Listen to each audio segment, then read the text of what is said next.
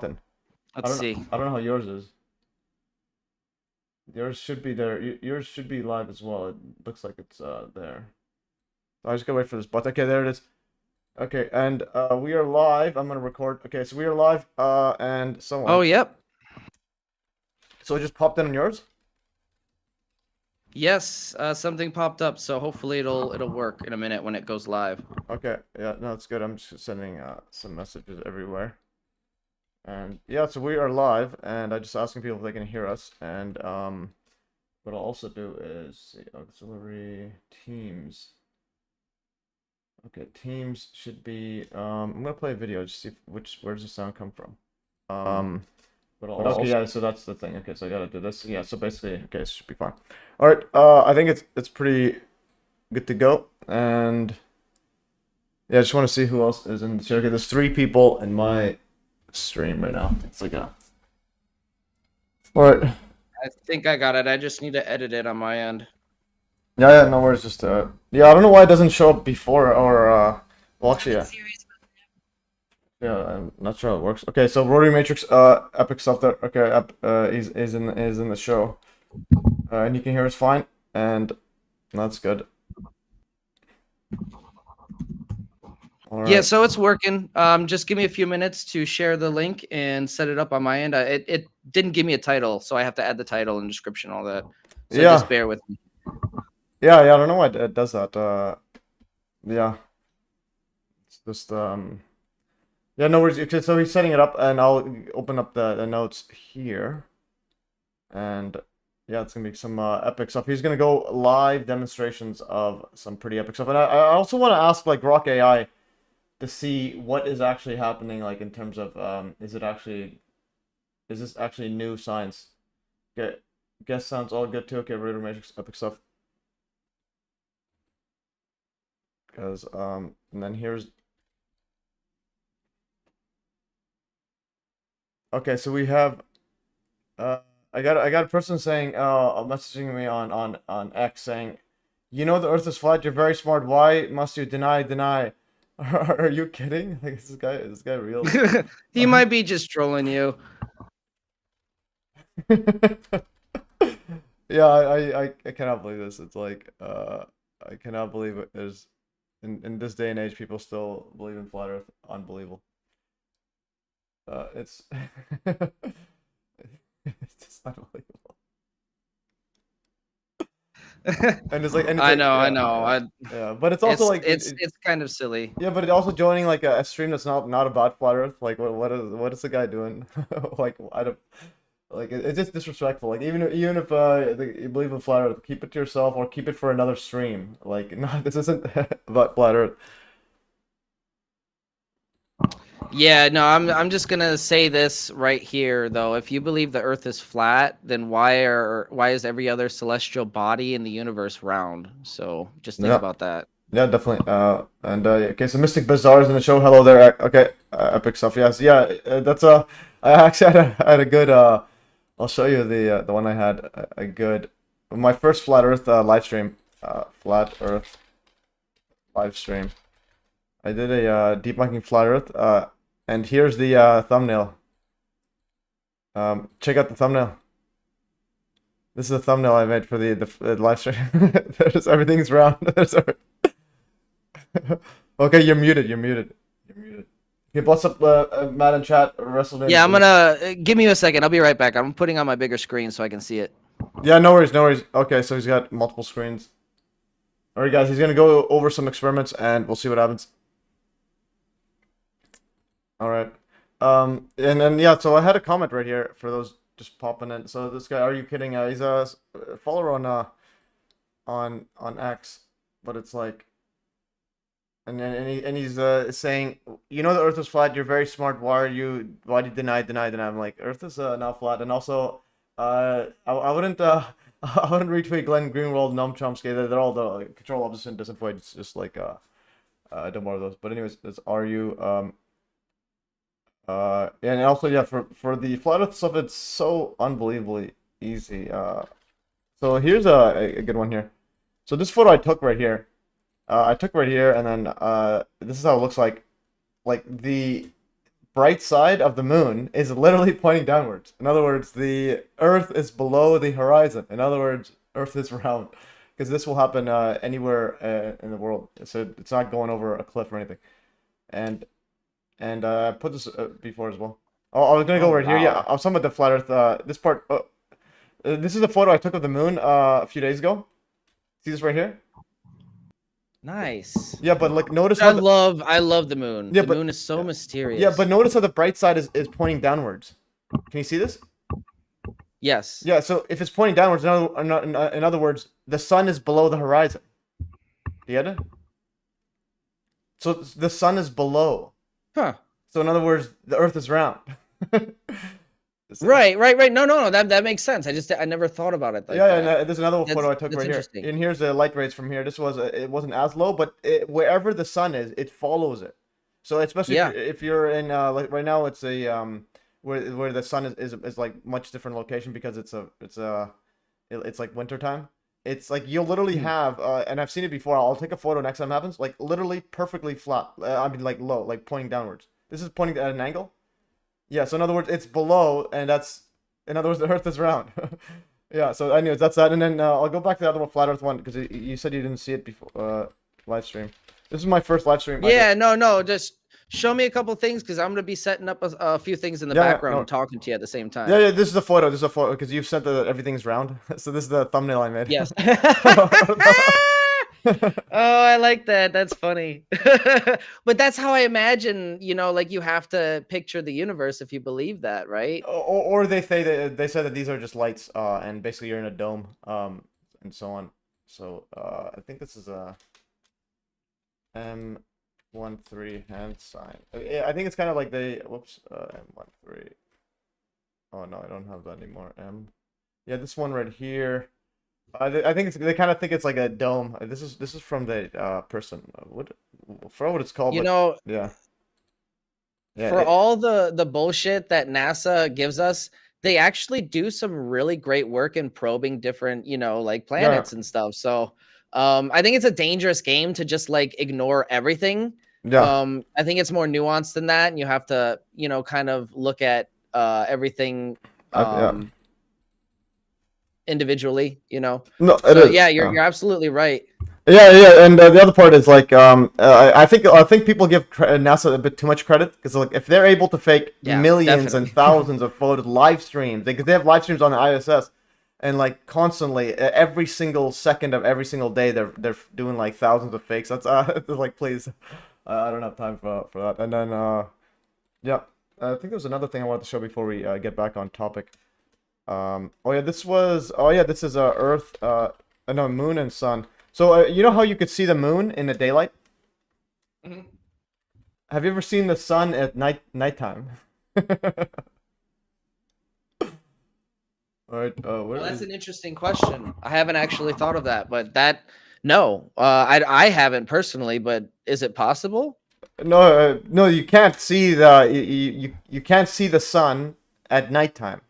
Because I know I've never seen it at night, but I have seen the moon during the day. Yeah. So if you see the moon during the day, why can't you just see? And the sun is much brighter than the moon, so it's like, why can't you just see it? Because like, for example, I think I had this here someone. But that does raise an interesting question, because I don't know the answer to that. I honestly don't. I'm not an astrophysicist. No, I'm just saying the reason is because the sun is below. It's away from us. Nighttime is a shadow.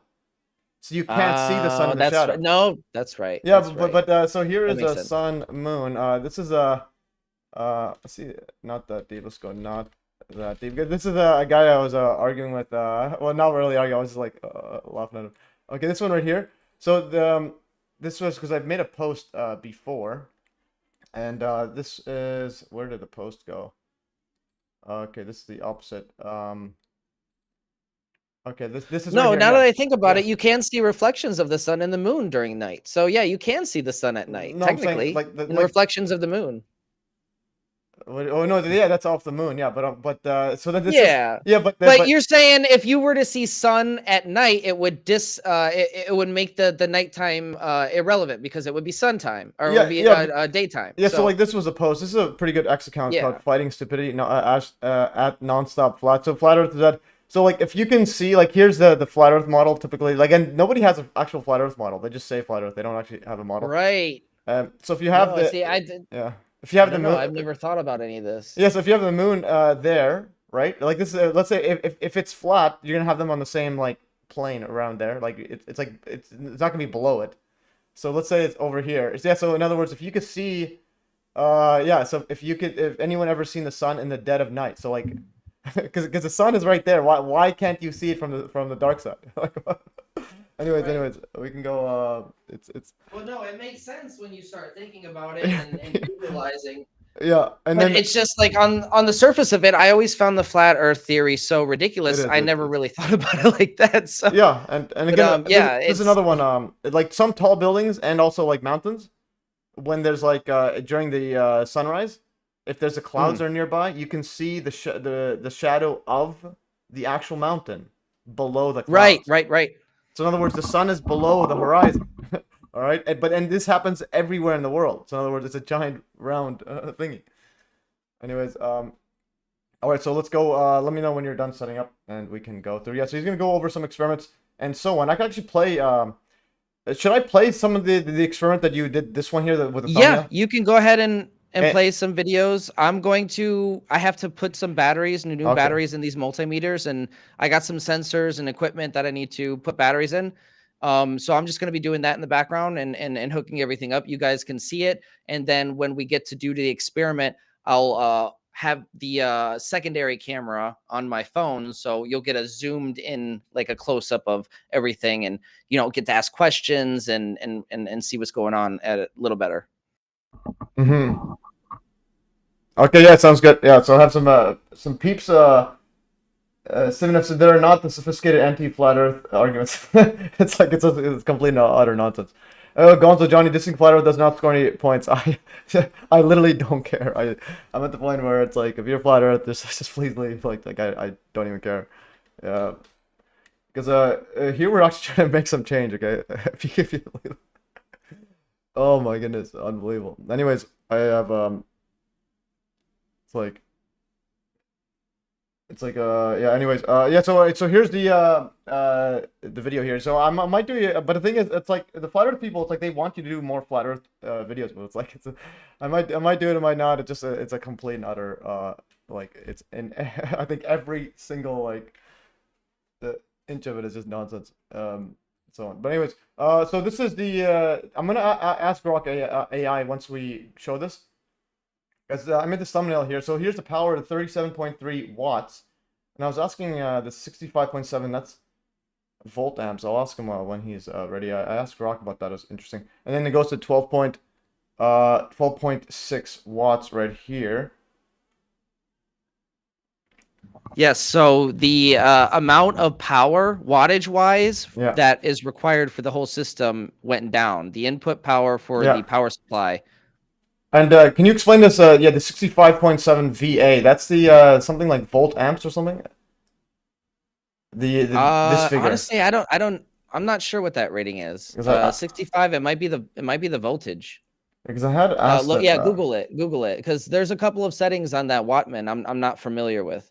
Okay, so what I'll do is I want to make actually a Grok AI project for us. Beneficent. Oh, that sounds fun. How do you spell your name? Beneficent. Beneficence. Okay, so I'll make a project for us, and then the thing is, you can add like instructions and so on each time. But I just want to keep it so that it always reminds the exact same stuff. Okay. Word. Okay, so now we'll go right here, and I'm gonna go. What is this? And I did a screenshot here. I'm gonna go and. Okay. So you could do this. What is the VA in this reading meter? Okay, I'll keep it all in there and volt amperes, which unit of oh yeah, so I did this before. Okay, yeah, so it's apparent power being drawn by the load.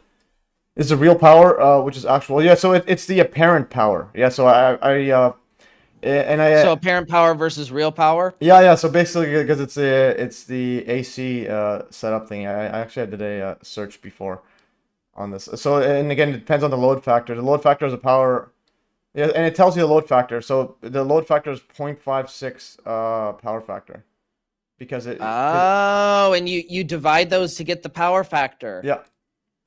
Yeah. Oh, okay. So we can calculate the power factor. That'd be fun to do tonight. We'll record that data and calculate it. Easy peasy lemon squeezy. Yeah. So that's the real power, apparent power. Again, what was how do you put in like? Yeah, so it's real power. No, just voltage times current. Yeah, and then the actual one is voltage times current times power factor. And this is the actual one that goes into the load or something. What was The wattage. difference For the is wattman? I thought the wattage was oh just the voltage times the amperage. That's, the voltage no times the that's current. the That's what I apparent thought. power because if you have AC That's the no apparent power. that's So DC. that's No, because AC right. Okay. AC is off sometimes, right? It's not you don't have That's constant right. current and No, constant light, no. yeah. So there has to be no, you're right. There has to be a third variable. Yeah, so okay, so that makes sense. Yeah, so basically it accounts for how many times is the actual current and voltage in the same direction. Like like Gotcha. something No, like that, yeah. that makes complete sense. That makes Yeah. complete. And I'm still. This is a learning process for me too. Metrology, like Yeah. measuring this shit. This is all learning for me too. Yeah. So And that's the one thing go ahead and yeah, and that's the thing that I'll ask continue. about this. I'm just gonna. Yeah, so I'll play this video. So Okay. anyways, yeah, so Tammy, I'm late, but here, yeah, epic sub Tammy. All right, Gonzo says, "Enjoy your flat Earth dissing by yourself." That's not dissing. It's like literally proof. If you have any actual evidence for flat Earth, like give one that you can literally take it to court. Just give one, and we'll see how like absolute nonsense that is, or not. Like it's again, if you can have one, otherwise you're just gonna go on flat Earth. It's like, Well, you're gonna have to disprove my triangle Earth theory first. So yeah. So anyway, yeah. So it's one of those. Earth is a rhombus. It's just like, again, it's like people are like everyone that I've talked about flat Earth just says flat Earth is flat. Like they don't say what's the actual thing you can run by. It's like 9/11. 9/11 towers turned to dust. I don't need to go anymore. I don't need to tell you inside job or anything. Okay. So anyways, okay. So yeah. So this was the interactive lab, but here is a 23 watt reduction. It's actually 24. I'm gonna edit this. Rename 24.7. All right. So I'll play this move. All right, Matthew, I finally figured out what I did wrong. I hooked up the coil wrong. So we're only using one channel on the stereo amp. And basically, what we're doing is we're hooking the end of channel A up to the beginning of channel B and using the start and end of channel A and channel B for one channel input on the stereo board. You can see at 42 right here, we're about 41 watts consumption. Okay. Putting in about 14.7 volts. All right, yeah. So and also Steven F says Camp 1, Camp 2, Camp 3. Not everything is not like that. Earth is round. There's no other. There's nothing else you can say about it. It's like that's just the way it is. Not everything is, and it's also much different than 9/11 or other psyops. It's not a singular event. This is every second of every single day there is infinite. You would have to assume infinite cover up, which is again, and while not providing a single piece of evidence. That's the thing I get mad about. It's like, why would you? I don't understand why people have such a phobia against the Earth being round. Like they're so afraid of that idea. It's so extreme. Yeah. No, and also like the arguments I showed, and like people saying like Steven F saying it's a weak argument. I mean, what's weak about it? The moon is pointing downwards, okay, and matches exactly what you expect. And then you have to assume all the GPS is all wrong. But the thing is, if the Earth is flat, it is extremely easy to prove if it was. And I'll be the first one to do it. I would actually get a what is it called? The surveying that surveying thingy. Survey. Well, the physics don't match up, okay? If the Earth was flat, we wouldn't stick to it if it was spinning around, okay? That's not how gravity works. Like, the gyroscopic effect just wouldn't be effective in getting us to stick to the surface. I'm sorry. It has to be round for that to happen. Yeah, but also, like, we would all off. But, like, if it was flat, it's absolutely, it's so easy to prove. Just using the surveying thing, what is that called? Theodilla? Yeah, that's one. I actually did a class on this. theodolite. You can literally just go to a highway and measure the exact elevation and just keep going until you're comfortable that the Earth is round or flat.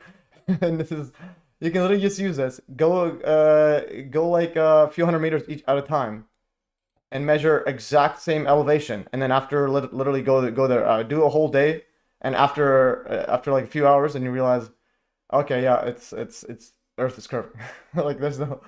All the cosmological inferences indicate that Earth appears to be a globe and solar bodies are a huge distance away. Okay, and like you're just going everywhere around. Which part of the argument that I showed is flawed? What's wrong with the moon, the sunlight pointing downwards? Like that is literally very good evidence that the Earth is round.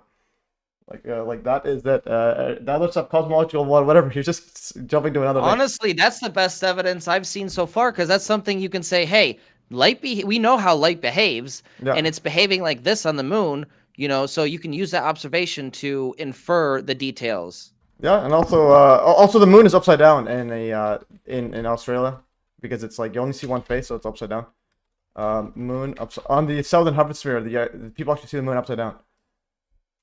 So like you just look at the moon there, and so on. But anyways, the easiest one, like the easiest way to prove would just get one of these, and you can literally exactly determine how curved it is or not. So anyways, this is and talk to any surveyor, and they literally shows curvature even on a large pond of water. Survey water Earth flat. So again, I actually use this one. It's extremely accurate. There's a person here that did an absolutely epic one. Yeah, so the curvature measurement assume light is traveling in a straight line rather than refraction. The curvature measurements assume light is traveling in a straight line. This guy, you can literally go like 100 meters distance at a time, like 100 meters. If it's curved, flat, doesn't matter. It can be, there's no refraction at 100 meters. You just go 100 perfectly flat every single time and do it. It's like this is where Stephen, I don't know if you're just a troll or actually believe this. I'm not flat earther, by the way, just to be clear. Yeah, I know, but you haven't said anything that indicates that you're like not trolling. How do you explain ice wall having the ability to hold the entire planet together on a flat plane? Yeah, I know, but this part here, curvature measurements. What measurements? I'm like, you just get a theodolite and it's straight. You get a, if you're 100 meters, the speed of light is 300,000 like meters per second. Okay, so the curvature is going to be completely indifferent, and so on. 182,282 miles per second, I believe.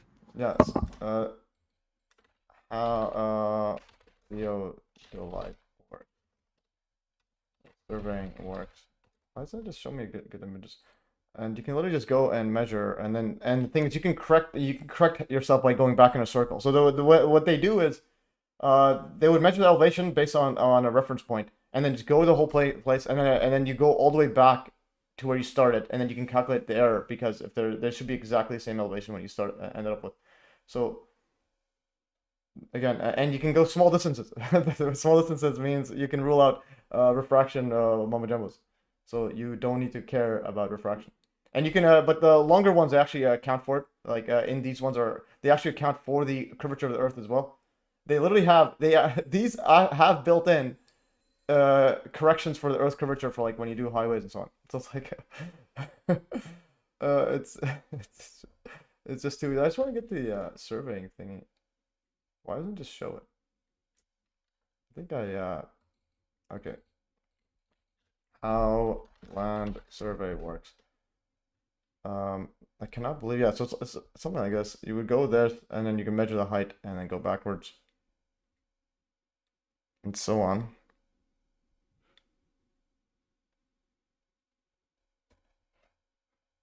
Okay.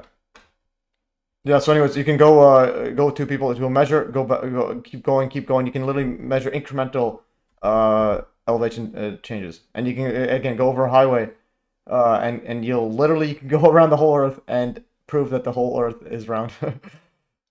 And again, it's absolutely diagram. See diagram.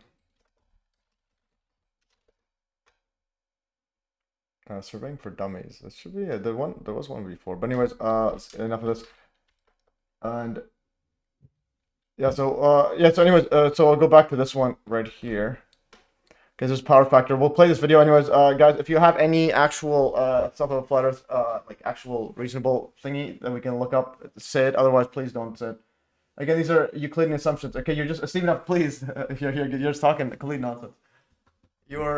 These are Euclidean assumptions. Like, you even know what that means. Like, like you know what that means.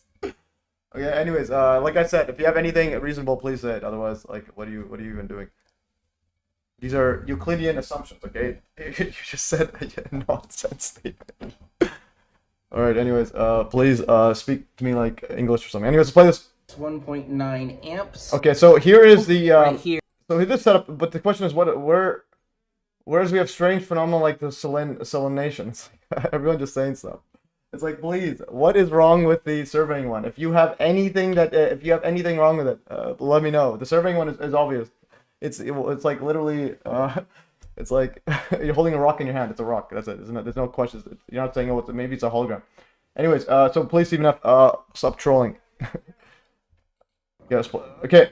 So I was gonna say here. So what was the load on this thing? So you have this is where if you can like simplify it. So I know. I finally figured out what I did wrong. I hooked up the coil wrong. So we're only using one channel on the stereo amp, and basically what we're doing is we're hooking the end of channel A up to the beginning of channel B, and using the start and end of channel A and channel B for one channel input on the stereo. Yeah. Can you like this one right here, or are you still setting up stuff, Ben? I just wanted to see if you can Which, no, go ahead. No, I was gonna say if you can guide us through this this video that you sent me here, because so you have it's basically connecting these channels, but if you can put the big picture, what is actually happening? What are you loading up? Just a light bulb, or what are you trying to do in this setup exactly? All right, so and you can actually if you want to bring up that diagram that is in my notes, Yeah, this would be a perfect time to show everybody. this one right here. Okay, so that first one right there. Yeah, zoom in a little bit. Yeah, there we go. So we're on the closed Nunez method circuit on the left-hand side. So this is the speaker/motor method, but it can also be used for the Wattman reduction experiment. And as you can see, it's the method that I'm going to utilize later tonight to show the heating induction as well, with the soft iron rod in the center of the coil. But for now, we're going to take this circuit, right? It's basically taking a stereo amp board, an amplifier, and a tone generator with the laptop. The laptop's not putting in any power, just a frequency, okay? It's just a tone. And it's modulating the energy from the amplifier that's going into the coil. And what the coil's doing is it's able to pulse at a certain natural resonant frequency that it's able to easily spin that neodymium sphere with its field geometry.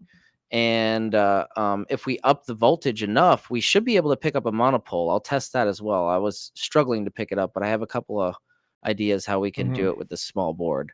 But yes, it'll produce a monopole, and it's not a true monopole. It's a pseudo monopole, meaning the south pole, I believe, is exposed, and the north pole, the input, is pinched to the point where it's not as negligent to the system. So we're using a single pole to drive that rotor a lot more efficiently than with an alternating pole situation where it's alternating from north to south, because that if you don't do it right, it can introduce a lot of drag and resistance to the rotary. So what we're doing with the monopole is driving that neodymium sphere. It's a magnetic sphere, and we're putting it in the center, and we're putting a tone of 12 hertz in there. We're starting at about 12 hertz, and we're driving it upward, and it starts to spin.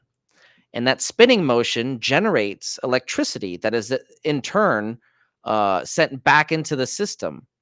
But normally this electricity is like very, very like destructive and unusable, but it's able to be used, and it's able to complement the loss in the system to a point where it's actually feeding energy into the system, and it's appearing to require less input power.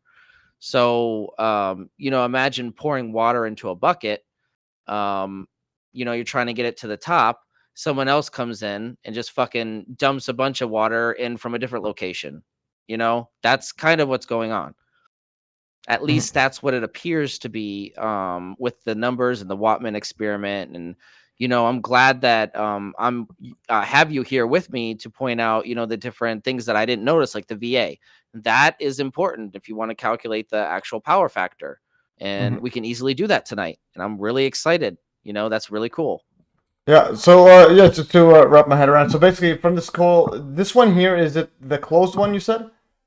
The one that I was showing you Yes, video? we're gonna do the closed one. If we have time, I'll do a couple experiments but with the open is circuit. this one the closed one? The one that you had the 23? Yes, this is the closed one. This is Okay. basically the circuit on the left. Yeah, okay, With a so- little mini board and Yeah, so basically the what you- laptop's yeah. just feeding a tone. Yeah, so I'll describe it and let me know if I'm if I'm accurate or not. So basically, we have the source, which is just the power like outlet thingy, and then all you're doing is just running the coil. Is that the and there's heat generated. The source, yeah, the source is the amplifier and the Okay. tone generator combined. So you have the amplifier and the tone being fed in.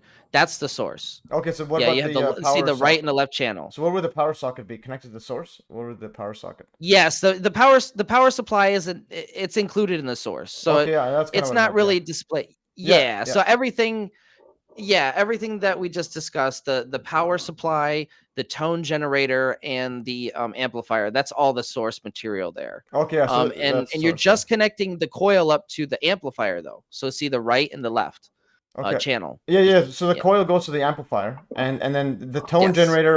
So what does the tone generator? What is that connected to then? If it's not connected to the coil, what is that connected to? So the tone generator, it goes from the laptop to the amplifier. Okay. And the Okay. amplifier Yeah. amplifies the signal. And it basically goes in and then modifies, like, basically like oscillates how it. So how would that Yeah, work? Would that and we be? use that to we use it to tune the system basically. Okay. We can control the frequency of the system that way. Yeah, and basically it's AC tuned frequency, and then you generate heat when this is there, or both times, when it's there and when it's not Yes, there? when you have the closed circuit, you'll see later in tonight in our experiments, it does produce heat, especially when you have a soft iron core in the center of the coil. And it does produce the vibration and spin, which means it'll spin a rotary. Now, Yeah. the open circuit method does not produce heat and does not produce spin. I haven't been able to test the heat factor. So if we have time, it'll be cool to, you know, kind of verify that. Because that's neat, right? It's supposed to be a little bit colder. I think Daniel Nunes reported at least 10 degrees colder in the center of the coil. I have the equipment to measure it, so why not if we have time?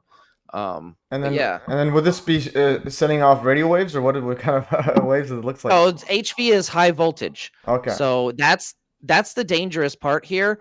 We have to be very careful when running the open circuit method. It produces very high voltage, and it has a tendency to produce a lot of ozone at a lower voltage threshold. So normally you would have to have a corona discharge of some sort at like 1,000 volts or so to produce any kind of ozone. But this, I've seen even Michel Morel, who came up with our lightning thief circuit and our lumen lamp circuit, he reported having his whole apartment filled with ozone within a few minutes of running this thing. And I think he was only putting in like 100 or 200 volts into it. So it's extremely dangerous. We want to be careful when we run it. We don't want to run it for extended periods. Okay. That's why what would ozone do if you had it? So ozone is good at sterilizing the environment, but you don't want to breathe it in. It's not good to breathe in. It causes all sorts of health problems. So but you can use it to sterilize your environment if you're not in the room. Like, you know, you run it for a few minutes, leave the room for a little while and come back, you know? Okay. And then the other question I have is, so the heat on the closed circuit, the one that you had set up, is there more or less heat when the magnet is spinning versus you don't have the magnet there? That's an interesting question, Matt. I'm glad you asked that because I didn't think of that. We can set that down to test tonight. So put a note. Let's put a note on that. In my notes here to remind me to test for the temperature while the magnet's spinning. Okay. Yeah. So we'll do that. And should we do that right now, or should we just play this video so people know the earlier one you had? Yeah, play the video. I still have a couple of things to do. Yeah. Okay. I'll play. And like so 5-10 minutes. I understand. Yeah, so basically you're just running the coil itself, and that's the power drawn is less when you have the magnet there. And then I'm gonna ask Grok AI Yes. that and see what it thinks about it. All right, I'm gonna play this. The board. You can see at 42 right here, we're about 41 watts consumption. Okay. Putting in about 14.7 volts, 1.9 amps.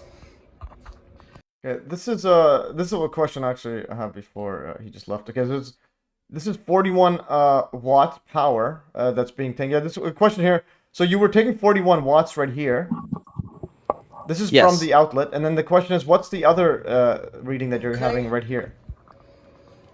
Now you're taking. Now yours says 1.9 amps, and so that's the power input. So that's going to give you times the voltage. You times the voltage by the current. You just times those two numbers, and you'll get the wattage. Yeah, 4.7. Yeah, so this is going to be. Would this be the same number? It's 8.93 though. So what I'm saying is, what is it versus the one previous? Oh, 14. Oh, the 14. I put the wrong numbers in. 14. Never mind. Yeah, this is. So the power supply is supplying the board, the stereo amp board, to power on. Yeah. So it can't go above 18 volts. Yeah. Okay. So don't pay any attention really to the power supply, because in general, it's gonna require a lot more power to get that into the board. So the power supply is hooked up to the wall. The wall has to power this power supply with a lot more voltage to get that.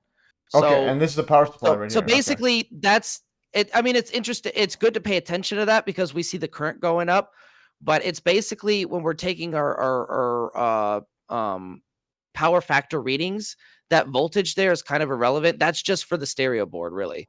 In reality, it could be the power supply could be consuming a lot more voltage than that to put that to the board, if that makes any sense. It could be drawing a lot more from the wall. Okay.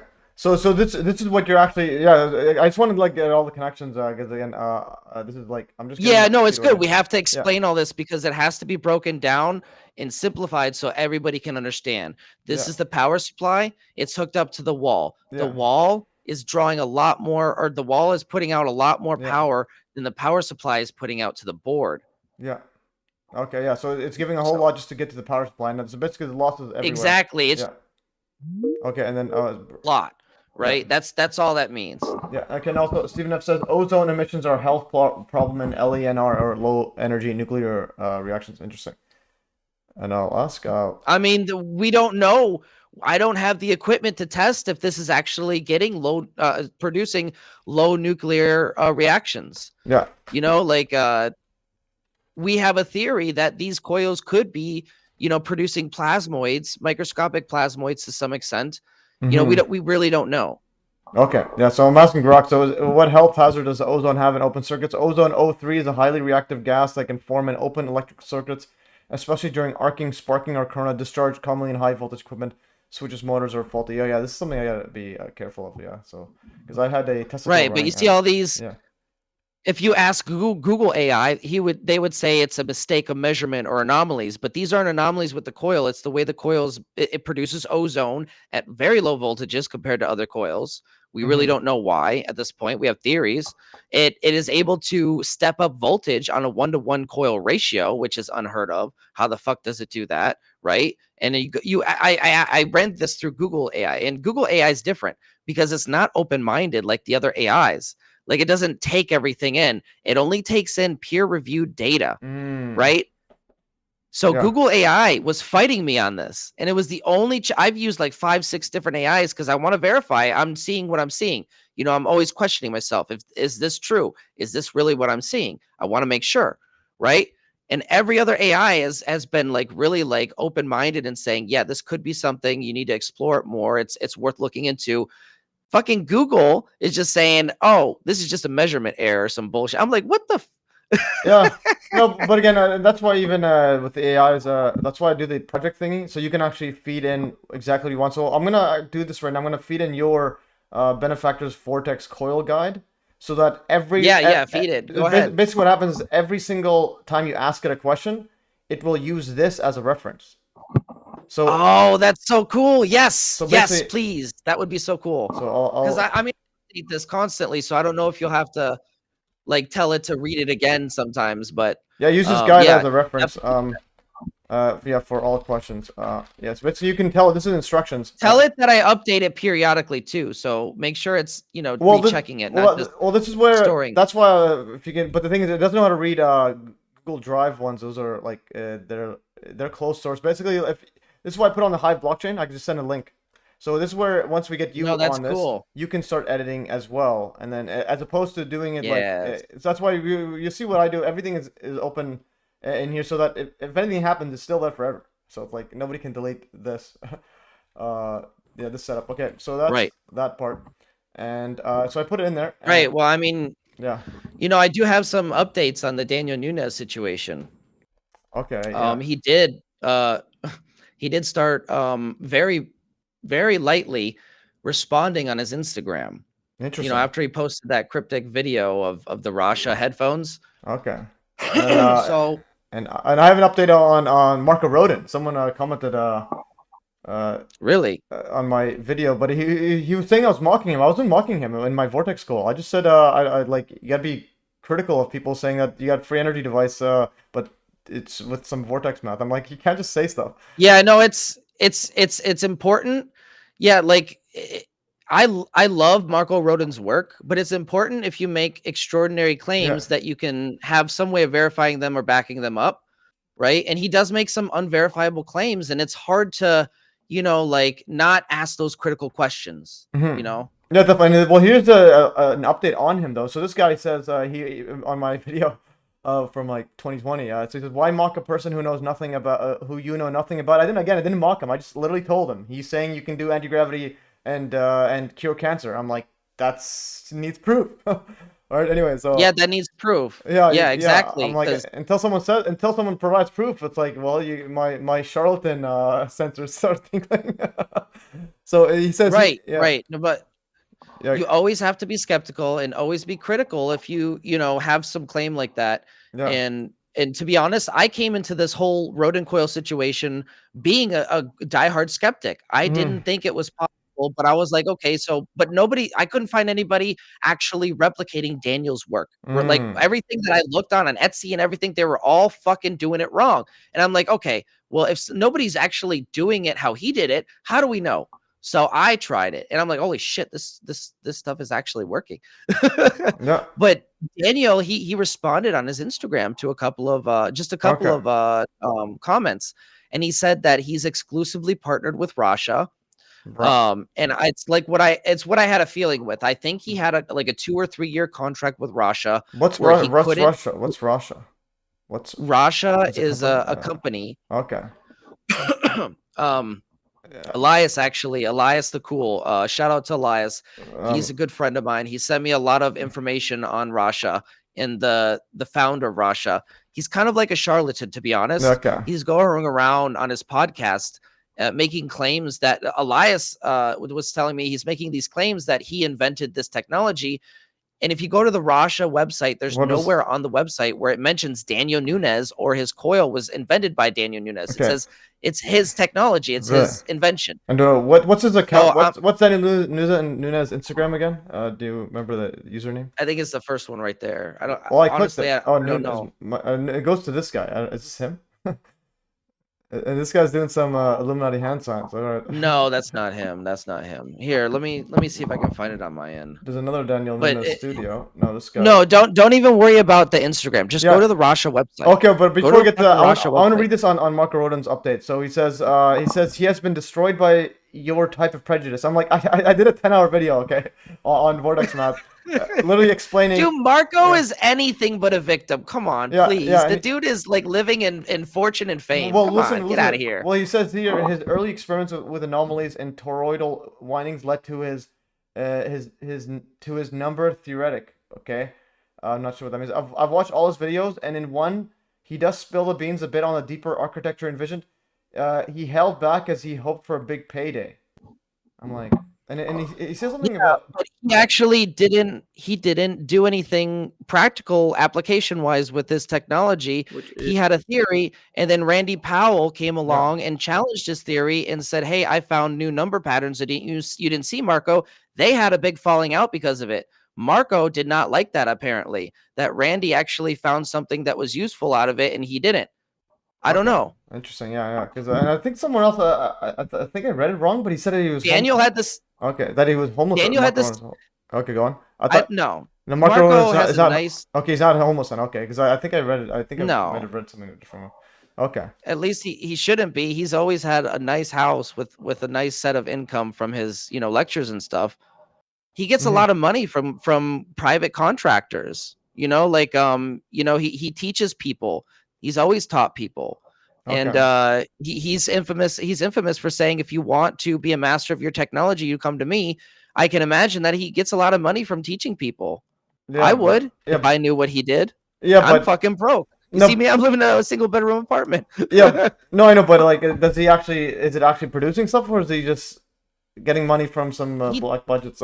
I don't know. This is all skeptical. Okay, this is all. Okay, what's the website before we get back into nitty gritty? What's the website that you were? So, go to the Rasha website. I don't know what it is. Just Google Rasha, RASH, Rasha Technology. Okay. And then But he's partnered exclusively with Rasha. I believe Rasha made him take down all of his videos because this guy wanted everybody to believe that it's his technology. This right here. He has no mention of Daniel anywhere on his website. Here, the Rasha future wellness frequency, transferring your body and mind energy with Rasha. I challenge you to find any reference to Daniel Nunes and his work on this website. Go ahead. Okay. I'll give you a moment because I got to set up. Okay. Well, you can also do a Grok AI deep search on it. Yeah. Right, do that, and there's also a page where it tells you all the technology this is based off of. Nobody's. Well, there's no mention of the website because you can do a site search. There's no mention of Nunes in the website. It's just a little suspicious when you combine that with the fact that this guy's going around on his podcast making it believe like he's the master of this technology, he invented it, and there's nobody else involved. And I'm just like this guy sounds like a charlatan. And he's selling these Rasha experience sessions for like $2,000. You go in this dome for like an hour or something, and you experience meditation. But it's like an elitist technology. This isn't something that everybody can experience, right? That's a lot of money. And I don't like that. I want everybody to be able to experience this technology, to be able to use it. It's supposed to be for everybody, not for like rich people. So that right there kind of pisses me off. Yeah, this is and Nunes says he's working with these guys. He's probably not allowed to, like, yeah. And to be fair, I don't know what his financial situation was. Maybe he had to take a paycheck. Maybe he didn't even know what Rasha was going to do. I can imagine they lied to him and said you might, or you just have to take down all your videos. But they didn't tell them, oh, we're going to charge up the ass for this technology. Nobody's going to be able to use it except for rich people. You know what I mean? They could have lied to him. Who knows? Yeah, this is the Rasha. Daniel really wanted everybody to experience this stuff. Yeah, this is. And now he's almost non-existent on his social media. He doesn't talk to the public. He doesn't engage with them. He's under some kind of lock deal. Yeah, this is a he can't say anything, and he might have got a lot of inventors get stuck in these contracts like that. They're very shady companies. They come by and they have these clauses that you don't realize. Oh, basically they have all the rights to your technology now. They can control you. Yeah, this is and yeah, it's all messed up. But why is it always these electromagnetic stuff about healing and stuff so expensive? That's not the only one I've seen. There's another one. If you go to David, this is I think P95, P25, something like that. I was gonna go over this the previous one we had, BeneficenceTV. How do you spell again? Beneficent is the hardest word I've ever. Okay, TV. 1 second, I'll be. I know. In retrospect, I really should have thought out that name before I made the channel. No, it's all good. It's all good. So Beneficent TV. No, it's this is I put it in the random notes because so David Lapointe. Have you heard about them? I think I've mentioned before. David Lapointe on the primer fields. So he has another device. It's but instead of a coil, it's permanent magnets, but in a dome shape. And now he's charging. Now you can buy one for like $2,000 or something. But at least the 3D prints, he made them open source. You can at least and apparently you can heal and do all the stuff. But anyway, so it's always a few $1,000s, and you can heal yourself with. Well, I'm interested. I'll take a look at it and see. Yeah.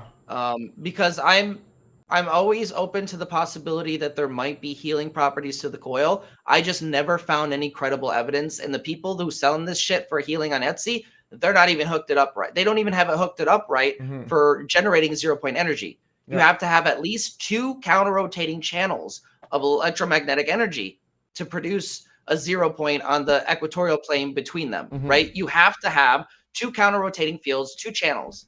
Anybody selling these coils with 1 channel is just, it's a toy. It's a novelty. It's like a Tesla coil at this point.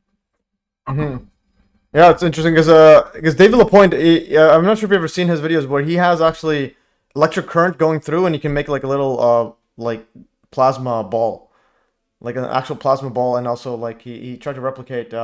See, that's good. That's important though, because plasma, as we know, is a gateway to 0-point energy. So if you're creating plasma, your system might be doing what it's supposed to be doing. I don't know. I haven't looked at the system, but that's a green flag in my book. Plasma generation, when you're dealing with something like 0-point energy and healing frequencies. Yeah, so you can go, primer fields. This is basically, and he had his own theory about magnetism and so on. But they're pretty cool.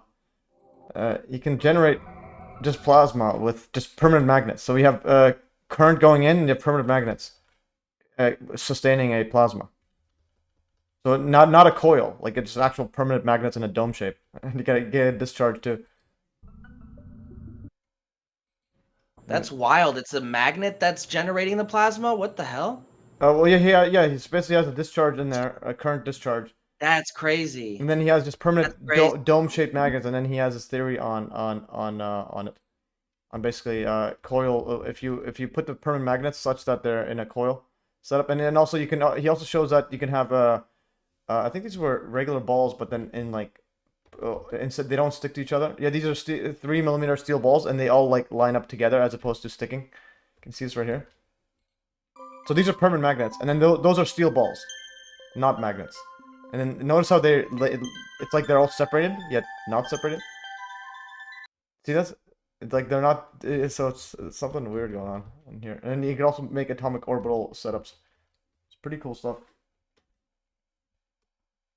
There was a plasma discharge segment and inventors and 0 point, and then... All right, I'm going to get the camera set up for you guys. Okay, yeah, okay, let's know when you have that set up, and then we can walk through it. But this is all just fascinating stuff here. I'm gonna go, this is David Lapointe set up here. And I'll just put some comments right here. Just David Lapointe, P25, PEFE25. And then this too is all just, yeah, so definitely something's going on, like... Nunes trashed Marco Rodin. So well, he had the comment saying that Marco Rodin was being dishonest. Did too. So not just Randy Powell, but Daniel Nunes had a falling out with Marco because he was buddy with him for a while. I seen him on a live stream, and I'm gonna send you a package of our kits and stuff, and you can see how this works and stuff. He actually had access to this technology. He didn't do anything with it himself. I don't know why. You know, like maybe he was jealous. I don't know. I couldn't say. Okay, and it looks like you got your hard hat on. Okay, so you're going you got like you're going under an underground mine or something. You got we're dealing with high. We're gonna do a RPM reading for the spinning sphere, but we're dealing with really high speed for the sphere spinning in a glass container. So we want to take all the precautions for this test that we can. I'm gonna put on thick gloves as well because sometimes in these experiments the glass can chip. So anybody trying this, please know what you're doing. Have you considered putting like a once you set up, put like a cage around it, just like you know baseball where they have like behind the batter they have a giant netting, just a netting around that spinning thing, so if it launches out you could block it off. Hey, in the ideal lab, all of the walls would be coated with foam.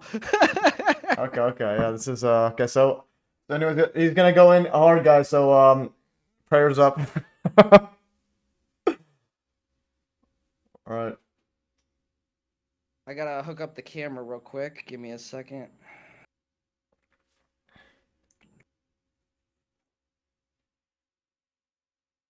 Yeah. Stephen F says David Lapointe's device should work. He was ripped off by his initial vendor and has dissociated with him. Yeah, I have to message David Lapointe.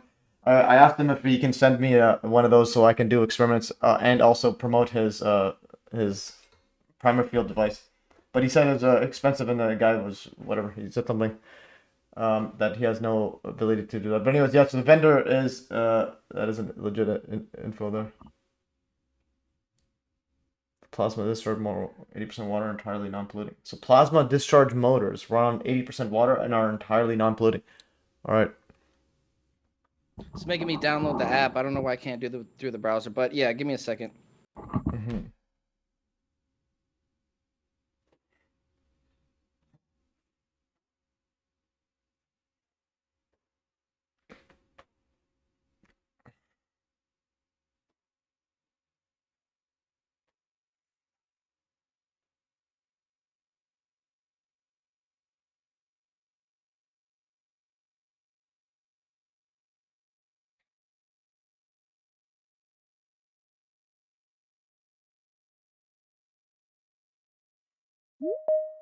All right, lab guest admit.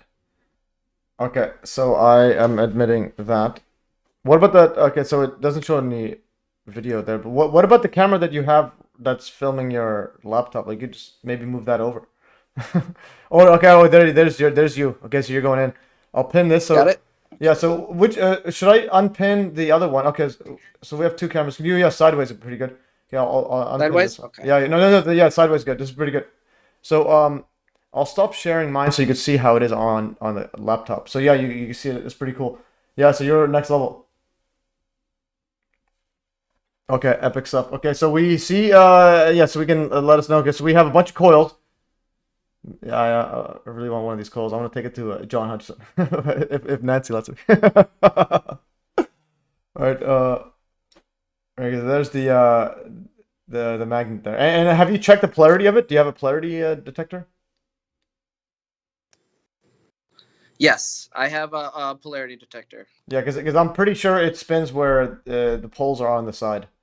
That's just from my Yeah, so we're gonna be doing all that. I have all those readings taken. This is the pole detector here. Okay. I also have a physical one. Yeah, those ones I like. I have one of those. I've got magnetic tape. Oh shit, I fucked it up. So, No, there we go. what does magnetic tape do? It just So it shows you the field. Oh, the magnetic film. might be Okay, able- yeah, okay. I call it You magnetic might be able film. to see Okay, yeah. something. Yeah. Maybe be able to see Yeah. something. Okay, yeah. So yeah, I called magnetic field viewer. I never called it. I never heard about it being called magnetic tape. All right, interesting. Nice. It's just a. I don't know what the proper name for it is. Yeah, to be yeah. honest. No, I I just just call it magnetic tape. yeah. But okay, this is the this temperature. is the thermometer for taking surface temperatures. We're gonna do that for the heating induction test with this soft iron core here. Okay, and then you said that you actually got some results, but you said it was not efficient, or but you can make it more efficient. It might not be efficient. Yeah, I don't know what the efficiency is. It's hard to say, but I have a feeling it's not going to be very efficient until I adjust the system.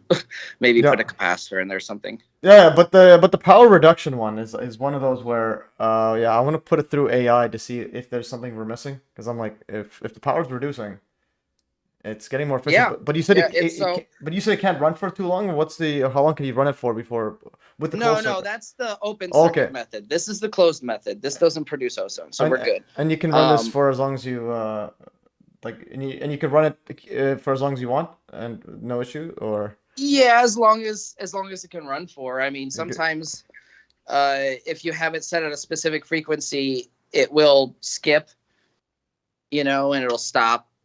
But generally speaking, it should run for as long as you need it to. okay, yeah, and then what about damage to the? Yeah, you said damage to the glass. That's probably the only wear and tear then. Yes. Then you just get into the And glass, yeah. to be very is a very important note to let everybody or to let it. Sorry, I'm getting major echo in my ear, so bear with me. But it's very important to tell everybody that you need a glass container instead of plastic or ceramic or anything like that. Wait, you're getting echo in your ear from the audio, or is it from your Benefactor? It's because I have.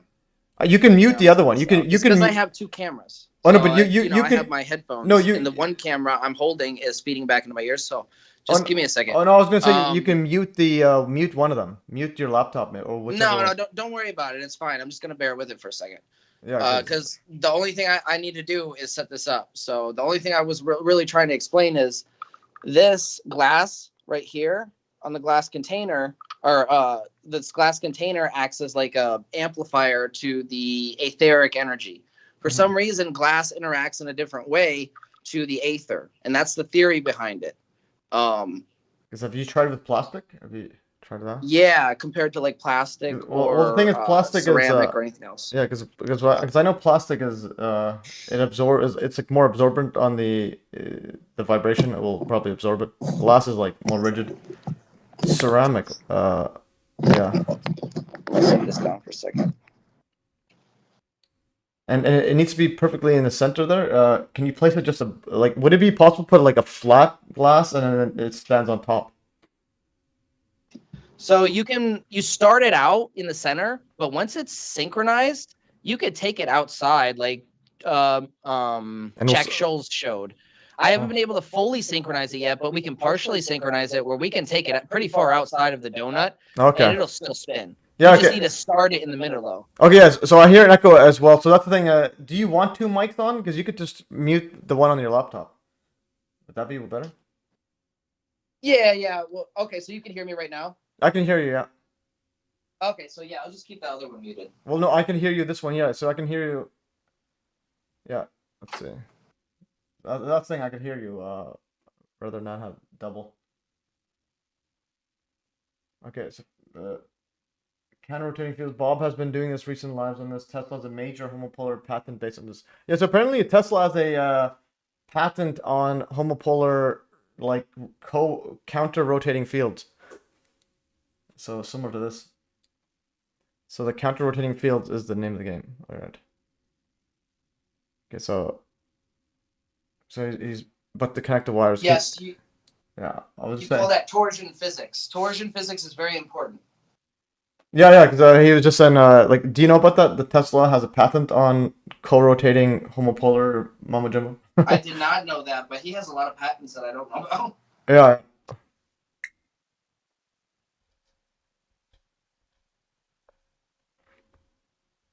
All right. So it looks like, yeah, it looks like my soccer game tomorrow is canceled because of the rain.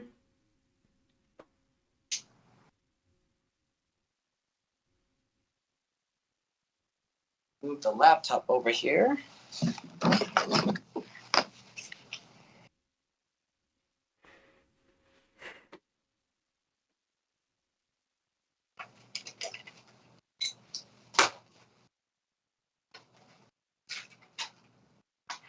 All right. So get some. Is our tachometer? Yeah, no, I'm gonna start drinking some coffee. Ooh, coffee sounds good right now.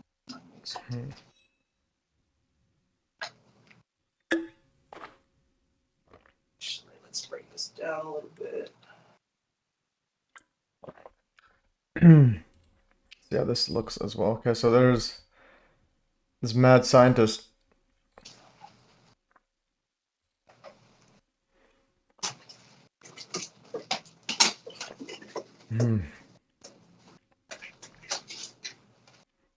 Oh, you have a sign that says mad scientist at work. That's cool. I didn't even see that. Oh, yeah. I found that on Amazon. I thought that was funny. Nice. Okay.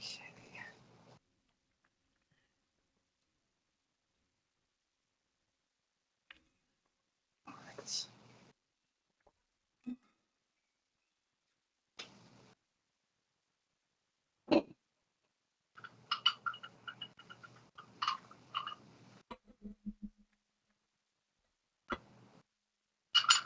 Here it goes. All right. Oh, should we go have a look at the power one before and after? What is the power? Yes. So I'm just testing it to make sure it works. We're at 12 hertz right now. It's just starting to spin. It's not very stable. The Wattman is showing 53.3 watts. Okay, so 53 And it point. looks like 85.7 VA. Yeah, so you have to You divide see that that? out. Yeah, yeah. So that's the actual input, and then the other one is the actual Yeah. output. And you can see while it's spinning unevenly, how the current is fluctuating because it's generating current, but it's also drawing more current from the power supply as well.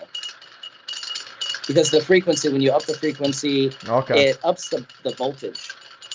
Yeah, interesting.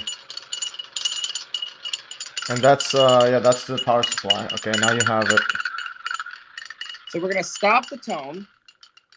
So no tone's going in. It stops everything.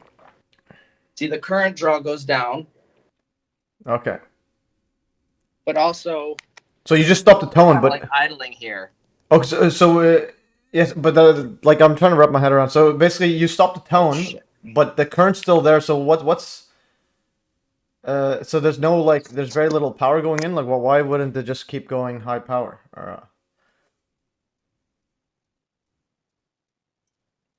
So there's no need oh, because it's to not. draw a lot of power Oh, because from the power supply because, right now because there's no frequency being put into the oh, amp. okay. So basically, the AC. So there's nothing yeah, for the stereo to amplify. So is it acting like DC? Like I'm just trying to wrap my head around what's the because like it's basically once you add the tone. Like DC? What is it? No, I'm saying Is what acting like DC? Because you're well again I'm trying to wrap my head around this. So you have So this is DC from the power supply. Okay, oh, it's coming DC. And it's going into the board. Yeah, okay. Yeah, so it is and DC. It's powering the board. Yeah, so it is. The board is using the tone to turn that DC into true AC. Okay, and then that turns it. And then basically you need the tone to actually change it. Otherwise you're just getting the low power DC. Right. So there's right now it's only drawing 9.5 watts from the wall because the tone isn't on. There's nothing for the amp to amplify. So it doesn't need more power from the power supply. Okay. But once we turn on that tone. Oh, something happened. I think something got disconnected. Okay. Okay. Oh, there we go. There we go. So once we turn on that tone, see, it spikes. But it's flipping because the magnet is also providing energy. So it's like fighting. Yeah, and there's vibration too, so it could do some... Yeah. And now you see the consumption on the wall. Can you see that? Yep. Okay, so 52. What was it before? Like 9 or something? 9 something. And then once and that's with the magnet. What if you take the magnet out? What is it without the magnet? Oh shit! Something's smoking. So what if you take the magnet? Okay, but what if you take the magnet out? Something's smoking. Hold on. Why is the wire smoking?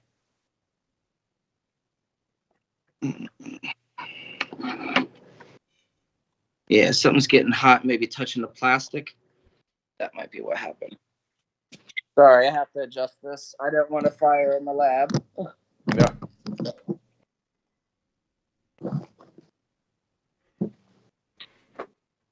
Woo, you can smell it. Yeah, okay, that's too bad. But I was gonna say, like, what would the power be without the magnet in there, or does it do anything different? It's the same as if it stopped. It's gonna be the same, 9.5 or whatever it was. Even when you have the tone generator on? No, when the tone generator's off. No, that's what I meant. No, I meant like. Oh, you want me to turn? Okay, so here, I'll show you. It's the same. Yeah, so I'm saying when you have a tone generator on, when you take the magnet out, because you had the magnet on the whole time. Yeah, give me 1 second. I'm gonna fix this and we'll put it on there. Yeah.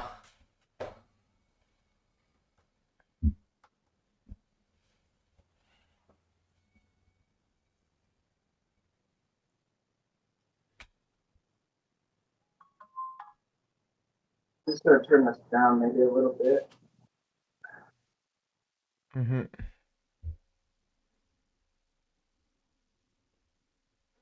But you still get the modulation. The tone is on right now. Okay, so tone is on, so it's still doing the same thing. So it has a 2 power or whatever, 2 watts. Is that no 2 amps? Yeah, it's still fluctuating the current. Yeah. Yeah, basically what I'm trying to say is like always see the numbers with every single variable adjusted to see what happens. And then I do want to ask Grok AI, what's the okay, so now I think your phone is inside the thing. Yeah, so your phone is not showing a screen. Oh, now it's showing. I know, I have to set it down. I only have 2 hands here. It'd be nice if I had a lab assistant, actually. Okay. We're gonna increase the frequency. Yeah, because I did see that video of someone pulling it out and it's still spinning. So that's what you meant by it's still like in resonance? That's called magnetic synchronicity. Yeah, is that like a mainstream phenomenon? Like, do they is there a term for that, or is that No, just... not at all. Yeah, because that's That mind-boggling. is something that Einstein would consider spooky action at a distance. Yeah, He because would like, literally call it that if Einstein was alive today. and the thing is, have you done it at a significant distance? All right, you see it? Hold on. Yeah, because this is some like You hear Hudson it? effect. Yeah, I can hear it. We're gonna take it out. Yeah, and it's still spinning. How far away can Still you go? spinning. It slowed down a little bit. Yeah. But it's still spinning right outside the door. Yeah, no, that is so it's literally it's like polarizing the air around it, or Still spinning. the vacuum around. Still spinning, and then it stopped. Okay, so and the It other... just stopped, but it didn't slow down. Watch that again. Here, Yeah. I want you to watch it again. it It didn't slow down. It just It stopped. just fucking it started spinning, and then it just stopped. Yeah. Okay. Normally, when you would take it out, you would think it would just slow down, right? Yeah, but I'm assuming it's because it's like the actual polarity change is probably it's like there's a reversal moment. It's a monopole, dude. So there's only one pole. Well, you can do the you have the pole measurement. You want to measure the pole on it? Yeah, we can do that in a second. Give me 1 second. Yeah, once it goes into resonance. Back up. Yeah, once it's resonance, and then measure the pole.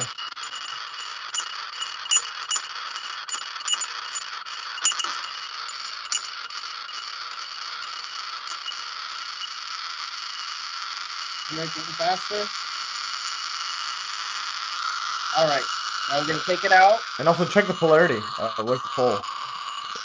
Oh, it's not gonna do it with the magnet in there. You won't get an accurate reading. But let's just see if it will fluctuate as well. It might be fluctuating. Just check if it's probably fluctuating.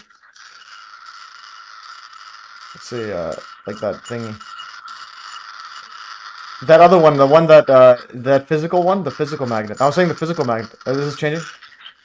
Yeah, the physical one. That's one I have. It's pretty cool. Let's just see what happens to it. And See, it's just picking up the magnet. No, the physical one. Remember the one that it shows you? But it looks like it's flipping polarity. But like, remember the physical one, so you can see the direction of the magnet. No, I know, but do you have the physical one or no? That other one. Remember that little? Yeah, hold on. I only have one hand free with the camera. Oh, okay. You have the. You gotta. Okay, see this one here. Yeah. Oh, yeah. Just to see how how it aims. Okay, so it's. Is there a point where it's gonna stick to it though if I get too close. Yeah. Okay. That's pretty cool. But it looks like that's the south side. It's vibrating like a motherfucker right here. Yeah. So it looks like it's not rotating. Can you like maybe at an angle? No, it's not rotating. So that's an interesting part. Okay, so it's not actually polarity changing. It's just the vibration is causing the rotation. Yeah. So it's not actually like an actual physically turning the polarity. This is a pretty interesting setup. All right. And the other part is like you can remember that the guy who had the Hold on. so the guy who had the video of it moving away and doing that. Do you think that was real or like because or do you think there's any chance that he faked it because it seemed a bit out there? The one that Jack Scholes was on that was 100% real because Daniel Nunes did it. Yeah, I know, because that thing is like if you can do it, but then again, Daniel Nunes is like in hiding and stuff. Like I need someone that I trust. Yeah, even if this is far out. Yeah, this is yeah. So basically, the vibration is causing the rotation, not the full on. Like it's like not the actual polarity fully changing. It's just the fact that polarity is like slightly shifting. Okay. Let's start it back at 7 hertz. Okay, and then I want to. Oh wait, this isn't fully all the way up. Hold on. I want to ask Rock about all this. There we go. Here we go, baby. I know you can go faster. Oh, that is fast. And you got your gear on. That's good. There's gotta be some like hard plastic that this glass is pretty scary. That's pretty scary. Then it just stops. Okay, no, that's And pretty it's still cool. vibrating, dude. It's still vibrating right Okay, here. so it is vibrating. Okay, Look so at it. it just yeah. Look at it. It's still spinning a little bit. Holy Okay, shit. And now, yeah, then that's where I wanted to check the polarity. Then whenever you can. Okay, now it's vibrating. Holy fuck, that was weird. It's like it wanted to fucking synchronize. Okay, and then we'll check the power. We didn't check the power reading when it was fully resonance. The watt reduction. Oh yeah, hold on 1 second. Let's do that. And Let's then get back up to speed.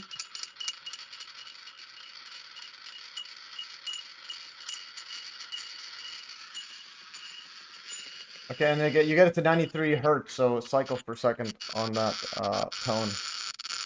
Basically, AC is going on and on, off and on for that much. Shit. And I think we have like similar Hold standing on, tables. hold on. Cool. Okay, we have similar standing tables, I think. Yeah, it's very helpful. Yeah, I'm on one right now. This is a standing table. It goes up and down. I just lowered it.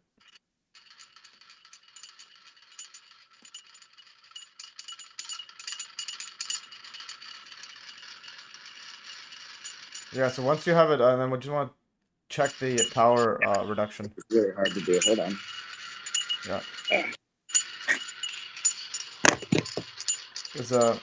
That was gonna be the first experiment I was gonna do is that spinning magnet from a distance, because I've seen that one. I'm like, it's like people do a cool thing like that. It's like you gotta drive it home to the point. This is real next level stuff. A lot of people don't really do that. And this goes back to the flat earth. Like if there's any evidence of flat earth, I would have been like literally the biggest one promoting it, regardless of what people say. But I couldn't find anything. I was trying to find something, like just anything to put my hat on. But anyways.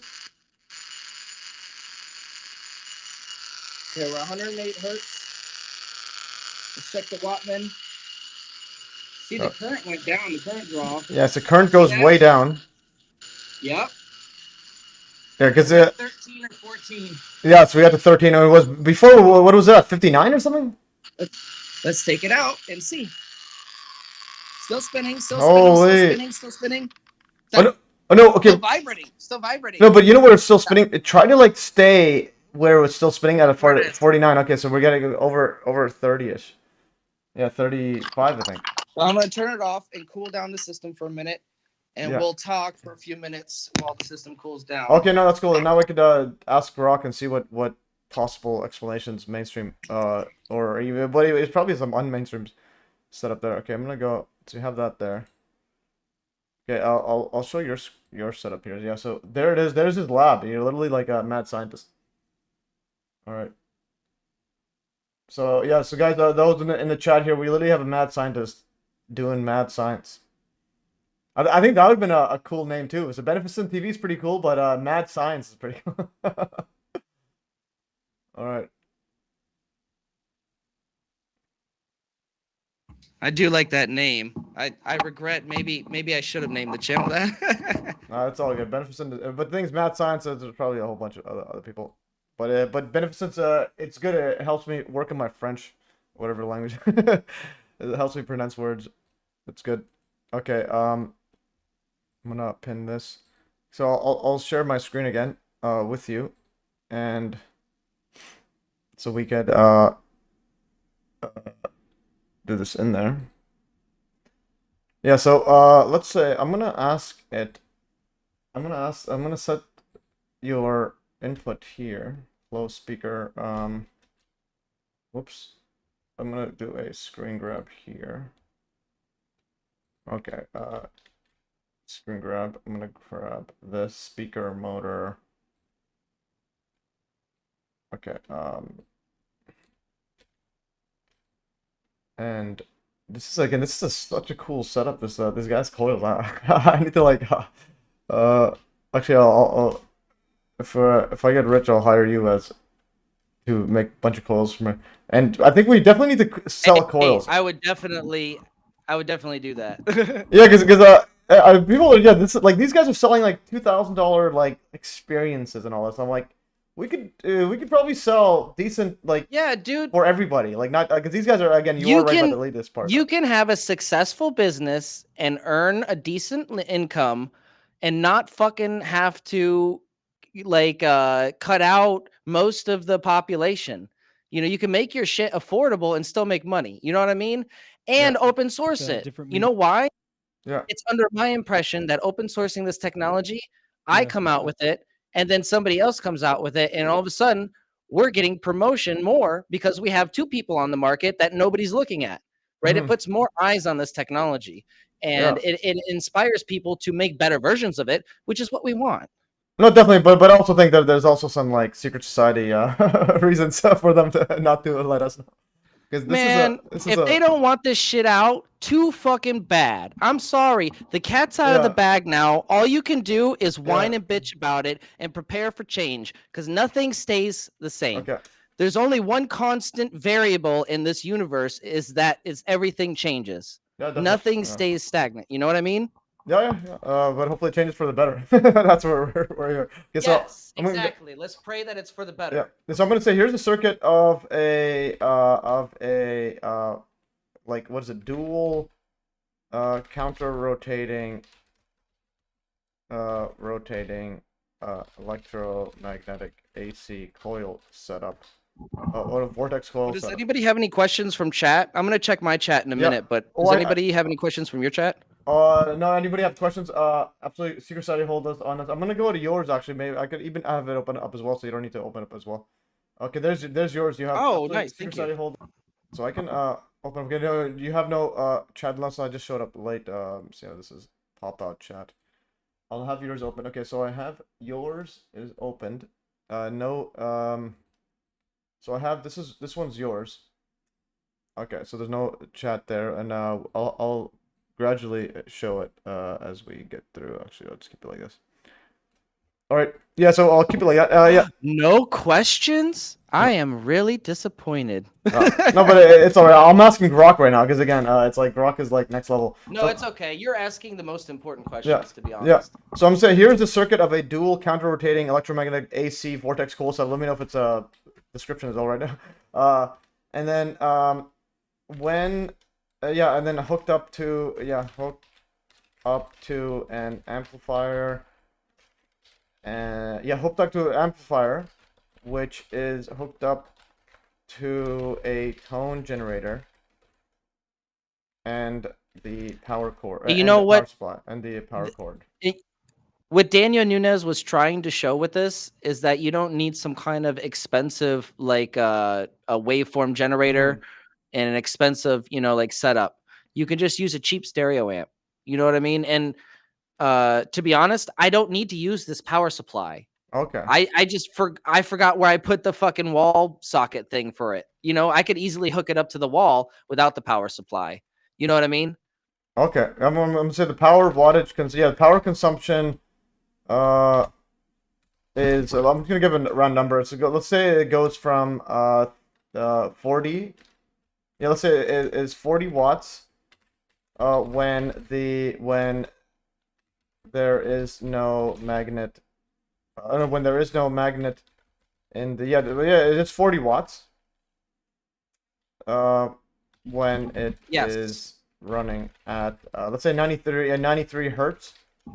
But when And the stereo board outputs I think 40 watts per channel, and we were only using one channel that time. We could actually use two and boost it. Okay, but I'm just gonna see what it says. But when I place a magnet in the center of the coils and have it spinning in resonance with the tone generator, the power wattage drops to, I'm just going to say 15 watts. Why does this occur? Is this anomalous? Okay. And then eventually the AI, you'll be able to upload your actual video. So then we'll actually analyze that. I'm gonna go let's go here quick or auto.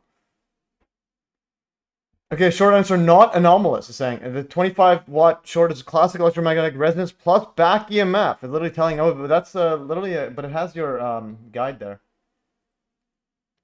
It equals, so basically, here's what the grok says, but I didn't use the searching up the power flow diagram.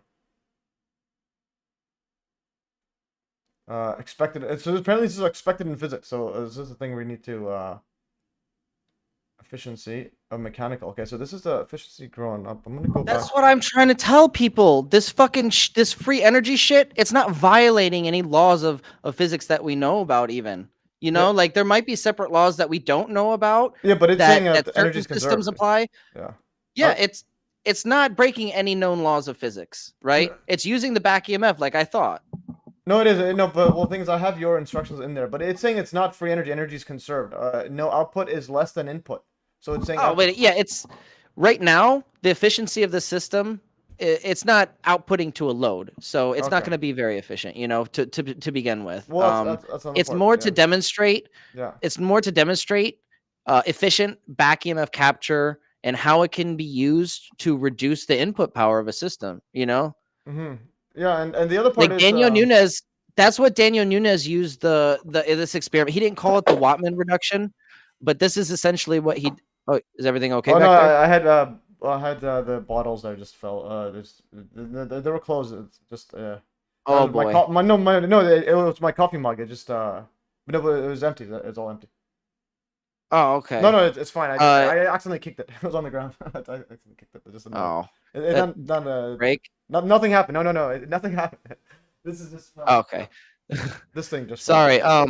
But Daniel Nunes, that's what he was demonstrating, but he didn't use a neodymium sphere. He just used a regular magnetic rotary with a little, cap, 3D printed cap to put on the coil to hold it.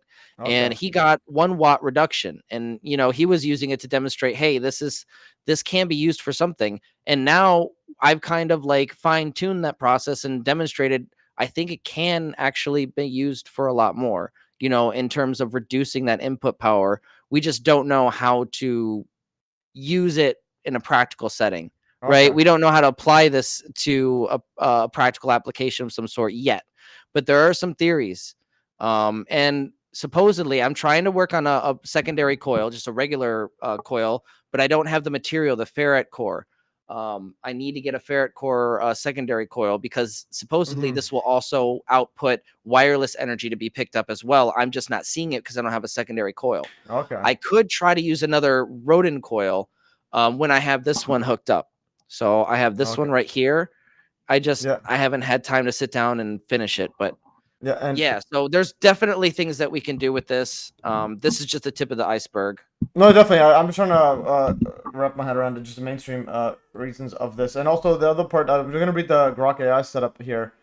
Basically, it's saying that. Well, first, have you measured the RPM of the actual magnet? Like, do you have the RPM measurement thingy?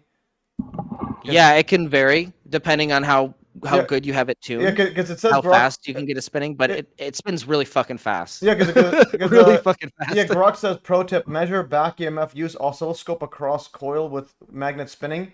You'll see source plus induced sine wave, and then you get net RAMS lower. And also it says you can also, if you measure the RPM, you can it can calculate the back EMF expected, or want to calculate the exact back EMF for a Q factor. Okay, so where am I measuring with the scope? Say that again. So here is the it says use oscilloscope across coil with magnet spinning. That's what it says, the pro tip. Okay. Is that what am I sharing? Is that I'm assuming that's the across the input of the coil where the stereo amp goes. Yeah, I think I'm sharing the wrong thingy. I'm gonna I'm gonna stop sharing my screen. We'll try it. Yeah, we'll try a floating. Ask it if I should float the probe. Windows. Okay, I'll share this one. I was accidentally sharing my entire screen, which is massive. Should I float it or should I ground it to? Okay. Can you use see one probe to ground? Can you see my setup here? Okay, so can you see the Grok AI stuff now? Yeah. A bit better. Yeah. So ask. Yeah. Yeah. Ask the AI something for me. Okay, what should I say? And also, it says right here. I'll read this again. So it says your 25-watt drop is 100% explainable. Resonance lowers impedance, plus spinning magnets. It does. Yeah, spinning magnets generates back EMF, equals less power needed to sustain motion. Mm-hmm. But yeah, but the thing is, well, but the input was coming in with no motion. Like, okay, so what is going on here? Okay, so what did you want me to ask it? Ask it, how should I probe the coil? Should I float the probe with 2 across the input, or should I use 1 probe and ground it with the second input Okay, for the well, coil? I'm trying to type. You're speaking faster than I type. So, how should I probe the coil? Should I float the probe? Yeah, just ask it, how should I probe the coil? Should I float the coil or probe? Should I float the I'm probing the coil. above the coil, No, just should I float the probe or on the input of the coil? on the input of the coil? Yeah, just simplify. Yeah, that'll be enough. Yeah. And Okay. I just need to know what. Goal measure input voltage, current, and back EMF. So float the probe. No, it says use coil. Yeah. So what to measure? How do I hide this thing? Okay, there it is. Do not float the probe. Never connect scope to it. And here's a summary. Recommended setup. Use current probe or shunt resistor. And then coil current. It basically says, yeah, never connect scope to a live AC circuit. Your amp output is likely referenced to mains ground. Floating equals short. Blown scope fire shock. Safe method. Use differential probing or isolate the scope. Option A. That's not always entirely true. I float my probe all the time. Okay, so it says use a high voltage differential probe. 100 to 1000 volt rated. Connect plus lead to one side of coil and then minus lead to other side of coil. Would that be? Basically, and then option 2. Yeah, so it's saying use. Yeah. Okay, so the probe has a main probe and then it has a ground. So it's saying use 1 probe, hook the main probe to one input of the coil and then the ground to the other. Is that what it's saying? Yeah, it says plus lead one side of the coil, e.g. source to coil wire, and then minus lead other side of coil. Scope sees true voltage across coil, including back EMF. Yeah, that's what. Yeah, okay, yeah. So it's gonna capture the. That's what I thought. You're gonna capture the potential difference between 2 points. Yeah. When you ground the probe like that. Okay, so that's what I thought. All right, just needed to know. All right, so in a minute, give me a minute. I'm gonna have a quick smoke break, and we'll get set up with another experiment. Yeah, sounds good. I'll just probe Grok AI to see what I'm just gonna. Again, I don't have a background in electronics, so I'm learning as we go here. Where to probe, and there's diagram. Interesting. We are both learning, and to be fair, so is the AI at this point. Yeah. No, it's good, and that's we could feed it all our results and so on, and anything that we think is if the mainstream's wrong, we'll just tell it's wrong. Even if it thinks the mainstream is right, we can tell it's wrong and always reference this exact interpretation, and we'll do that. And that's what this project.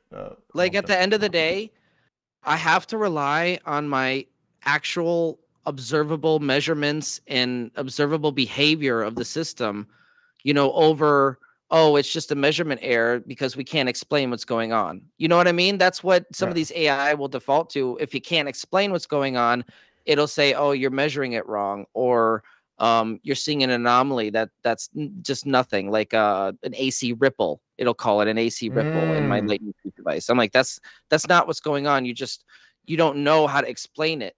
And I have to go with my my tangible evidence over the mainstream consensus. Oh, this could be wrong because we can't explain it. You know what I mean? No, I agree. But again, at the end of the day, we need to produce a practical device, like application, like regardless, right. And I need to get I need to get more people to replicate this too. That's why I put out all this information so you guys can do this. If you're qualified, if you have a background in this stuff like electrical engineering, and you're not gonna electrocute yourself or whatever, please, like almost blew my email me. I'm really eager to help people get their hands dirty, with this technology, because it is it's really fun to play with this stuff. You run into all sorts of crazy stuff that happens you never expect, and B, it is the future. It's the future, and I like to be working on the future rather than worrying about the past. No, definitely, and I want to get my hands on the coil. So that's whenever you're ready to make a second coil and you want to send me. It is my goal to get these into a couple people's hands, including you. Yes, no, I do really want to get these out there. So and then as I have an extra one, I will. Then also, if there's a specific thing that we can use to just to either do or an application or something to replicate where we could tell people you can do this too, and then you could pay. So basically, one reason for people to pay for it, then we can start our own little business. People, where they can buy for a couple $100 and then streamline it, and yeah, because it's Well, yeah, that's the that's you know the reason why I tried to start this coil kit shop. It's not entirely open yet, but I am in the background. I have materials ready as soon as I have some time to make some extra coils to go on there and sell some. Yeah, and for also, sure. And they're not going to be overpriced. They're going to be as cheap as I can make them, and to actually maintain the business, you have to think about covering costs and stuff. But I don't want to overcharge for these. I want people to be able to afford them. Yeah, so I think I'm gonna make smaller ones. Oh yeah, and also like if you can maybe even use AI to help you. How do you streamline making them? Like, what's the best way to make them in bulk? Because it's like making one. I know. I've thought about that. I can't figure out. Like, there's got to be some kind of manufacturer that can manufacture these for you. You know what I mean? Yeah. Like that. I don't know. Yeah, I had this contact in China who seemed to believe that he could get a hold of a manufacturer in China that could manufacture these for us. So maybe it is possible. Yeah, but then with tariffs and all that, you'll have to be reliant on them at any time. Yeah. I was thinking if there's some way, yeah. somehow individually can make it, because if I know how to way to make them, probably pay for spares. Yeah, other than just pure labor, manpower. Okay, what is the best way to make vortex coils in bulk? And is there a good photo of a vortex coil? I think I may have had it before. I think I'm gonna use your guide as a reference. Yeah, I'm gonna say this one. Yeah, this right here. Okay, what's the best way to make vortex coil in bulk, such as in this photo? Okay, so making these in bulk, because that'd be fascinating. Produce 100 to 10,000 dual counter-rotating vortex coil like your deep fry prototype. Is that what it's called? Oh, that's the company. Oh, what? Okay, Did you say deep fried prototype? No, not deep fried. Deep fry. It read your. Deep fried. That's the university. Yeah, it read your. That's not a... No, that's top. Fuck you, AI. This is not a DeVry product. Get that out of your goddamn head right now. Yeah, it's at DeVry University. Okay, yeah, we could tell that after. Okay. They had nothing to do with this, bitch. They provided my lab code. That's it. Okay, so it says here, step by step, 3D print or injection mold. That's the some. Did you 3D print yours? Like the setup, like how the.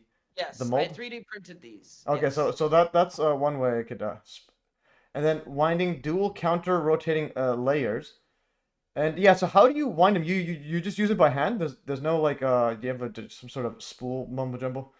Because I know. So I take 2 points and I go from point to point, and then however many wires I need per channel. So say I need 12 per channel, I'll go back and forth between 2 points 24 times. And then I'll take that and I'll leave it connected on one end, say to the wall, and I'll put the other end on a drill bit, or inside where the drill bit goes on a screwdriver, electric screwdriver. And then I'll tighten it a little bit and I'll wind it up so it's all twisted together. Okay, interesting. Yeah. So so and that's yes, you would have it but that's all manual though, right? So you're doing it but one at a time, and then you're just and how long would it take one? You said like a few hours or a week, or how long is this going to take each one? This is some next level stuff here. I'm asking Grok and saying winding pattern. I'm just reading this out here. Hand wind coil winder. Apparently you can buy a coil winder CW200 for 1 coil every 3 minutes. Or you can buy the CNC multi-spindle 12 head auto winder, 100 coils per hour, but it costs $18,000. Okay, this is pretty cool stuff. Have you ever used one of these winding sub CNC multi-spindle winding machines?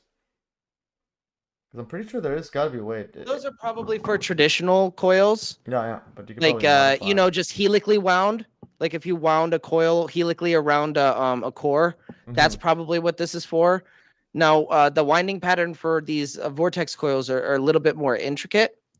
So I'm curious to see if there's actually a machine that can do it, because it has to go inside the tour and then twist around, and it's really not pretty like cool stuff. straightforward like a traditional coil would be, where you just put it on a spool and let it go.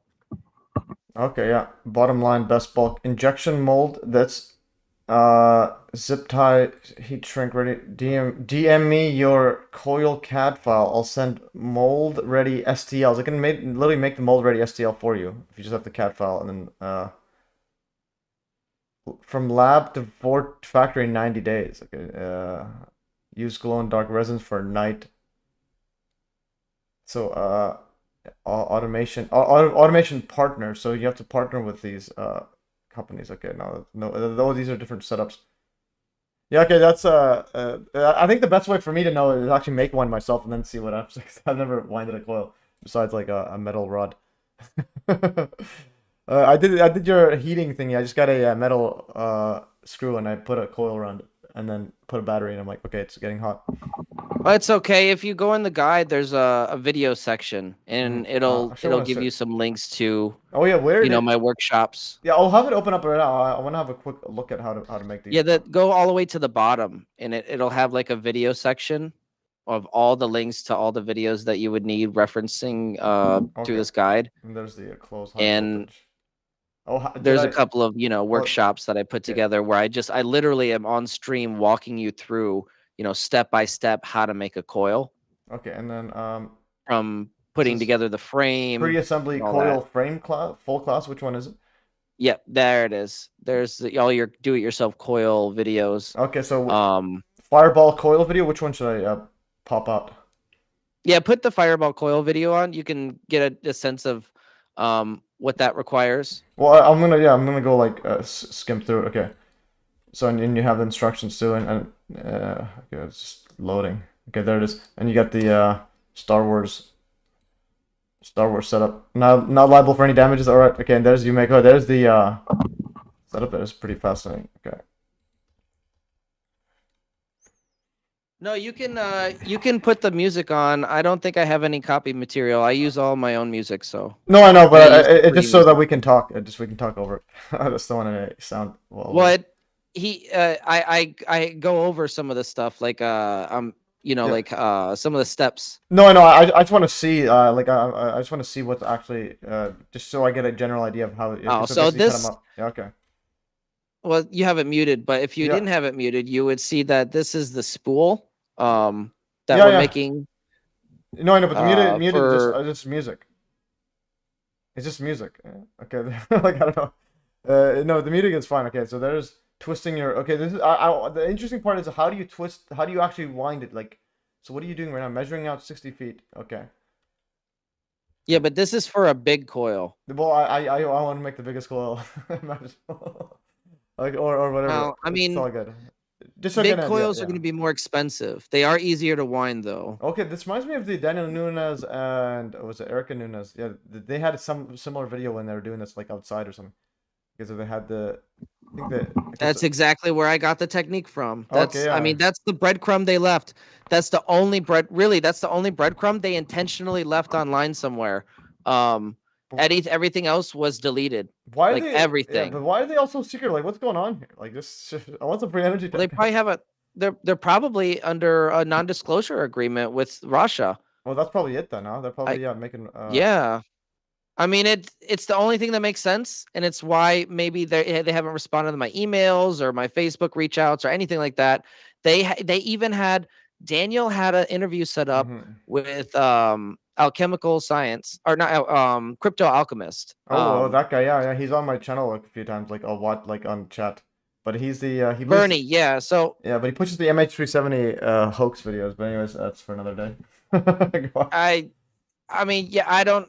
To be honest, I don't know too much about. I didn't do too much research on that.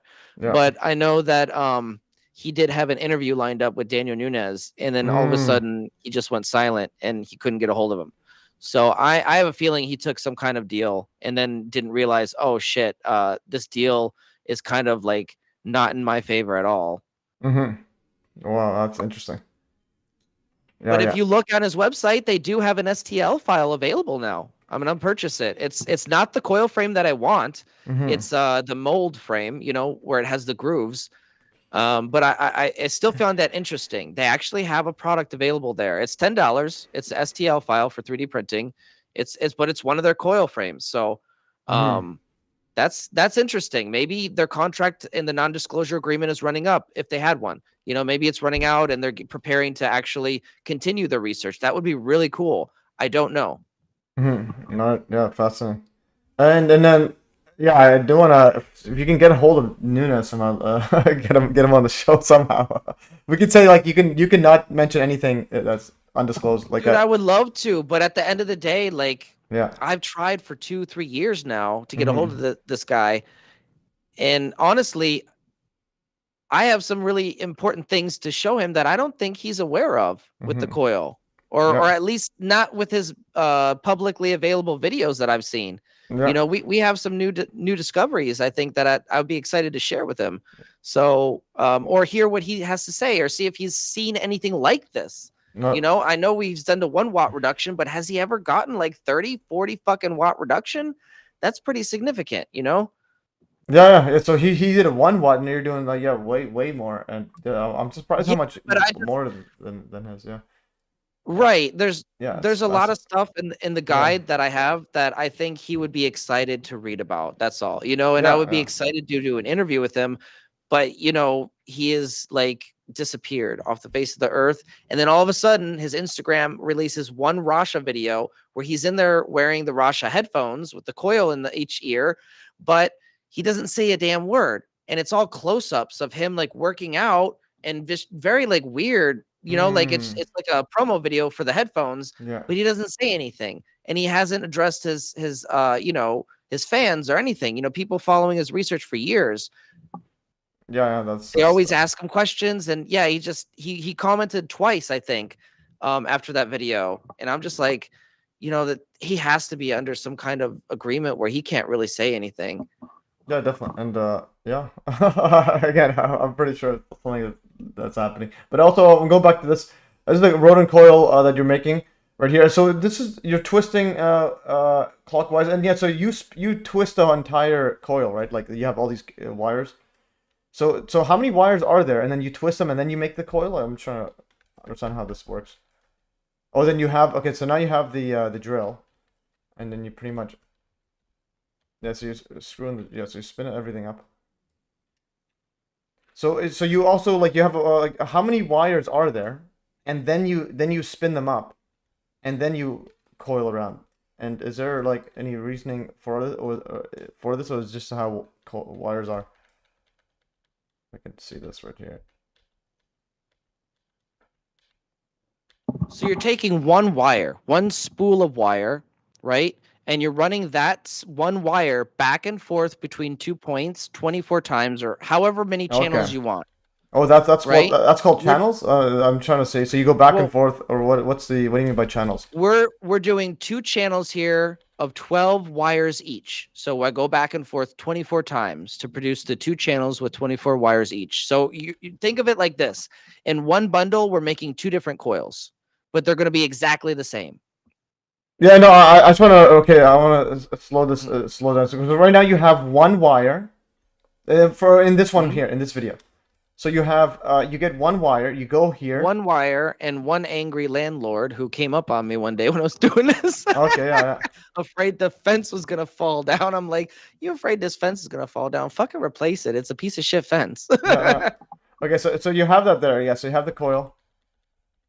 I mean, so you have one wire, and then you go there and back, and so 24 times. But why did you say 2 times 12 before? This is 24 times. Is this different? This is one channel times 24. What does this mean?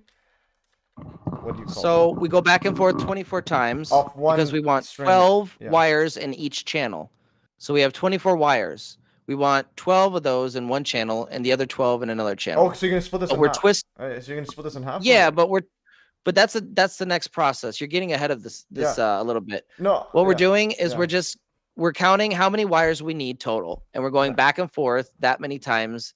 We're twisting it together, and then you kind of like cut off the end, and then you arrange the wires so you split them up into 2 channels afterwards. Okay, so then but that's 12. Like the last part. Yeah, so now you're doing this part. So now you have these one.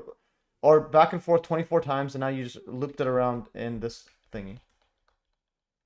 Right, and you want that kind of shape for your spool, because that kind of shape is going to fit through the tore of the frame. Right, you don't want a traditional spool because that's not going to fit. You got to put the wire through the tore, the opening. So this is all explained in the video, though. Yeah. Okay. No, that's good.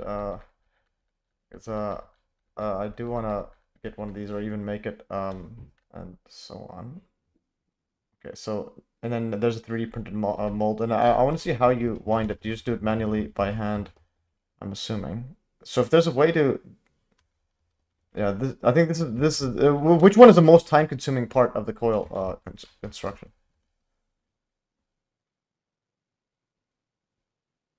I would say the winding, winding it around the frame, and between that and actually soldering the connections, that takes a long time. Oh, so you have to solder which connections, like? Yeah, I mean, you have to separate 24 different wires and solder them together. So it's a long process. It could take up to a day or two if that's all you have to do those 2 days. You know what I mean? Yeah. It could take up to 2 days.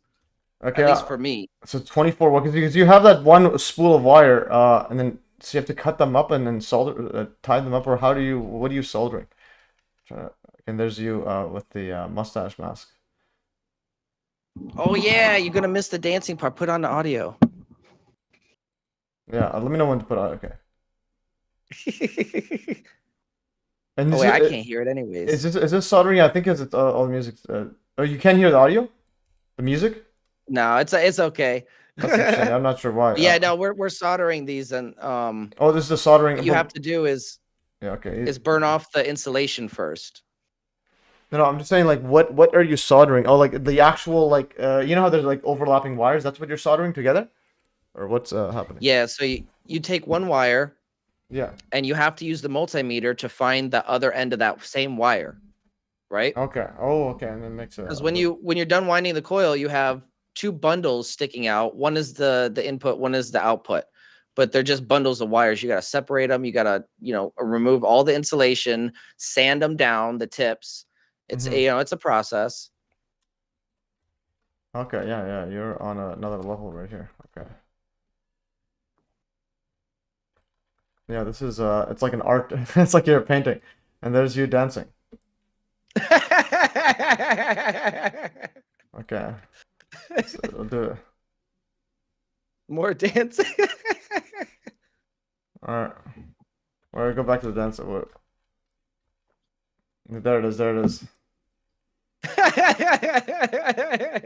All right. So this is a mad scientist doing mad science. Okay, there he is. Some mad dance moves. Okay. It is a skilled process, if you want my opinion. Yeah, it is. This is a highly skilled, and there's, if not coil, why coil size? What in the world? Okay. Yeah, this is some next level stuff. I have fun with these videos. I try to make them fun for you guys. I don't want it to be just boring educational stuff. I try to provide some kind of entertainment too. No, that was good.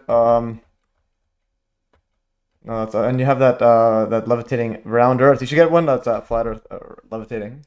Yeah, that one broke. I have the levitating the light bulb right now, the Tesla bulb. Oh, okay, that's cool. Actually, let's see. Yeah, I can zoom in when I do the next experiment in a minute.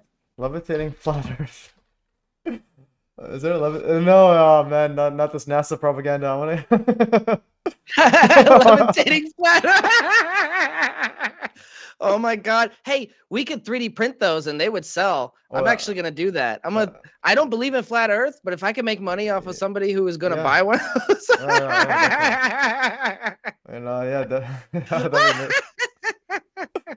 yeah. Oh my God! Yeah, it's like we tried to make one, guys, but we couldn't make it work. Yeah, it would be like. No, Amazon's trying to shut us down because of the flat Earth. Shut us down. NASA got to us. All right. Yeah. No, that's pretty cool stuff there. Yeah. But this part here. So I'm still wrapping my head around, like, why would so in mainstream physics you can literally just have a if you have that put the magnet in it and it's spinning, and that will just somehow lower the input power magically. Yeah, I mean, so back EMF capture isn't actually something that breaks physics. It's something that, you know, is actually used in two different areas that I know about. They're more obscure. The first is regenerative braking systems, but they only capture a little bit, you know, and they put them in, I think, a cat bank or something and dump them back into the battery. But it's, you know, it's only capturing a small portion. And again, if you're using a traditional coil, you're only going to get back EMF potential of what you put into the system. So say the coil's powered with 12 volts, you're only going to get a 12 volt back EMF spike back that you can utilize, unless you're utilizing this geometry here, which for some reason outputs a lot more, like a huge spike. I don't, you know, it's something to do with the geometry and the method that we're using, utilizing the geometry with resonance. But yeah, so it's not, that's a second area. It's not, you know, it's uncommon, but it's not like, you know, it's not unknown, right? Yeah. So there's another system called a resonance converter, and that kind of does the same thing as my system, where it tries to utilize the back EMF that's dumped out from the system, and you know, it captures it and reutilizes it instead of wasting it. Yeah, it says right here, bottom line, yes, highly useful. Your 25 watt drop equals free prototype for regenerative motors, low power audio, energy harvesting. Interesting. And next up, add rectifier plus capacitor to store back EMF and run LED from So that's free power. Okay. that's the difference.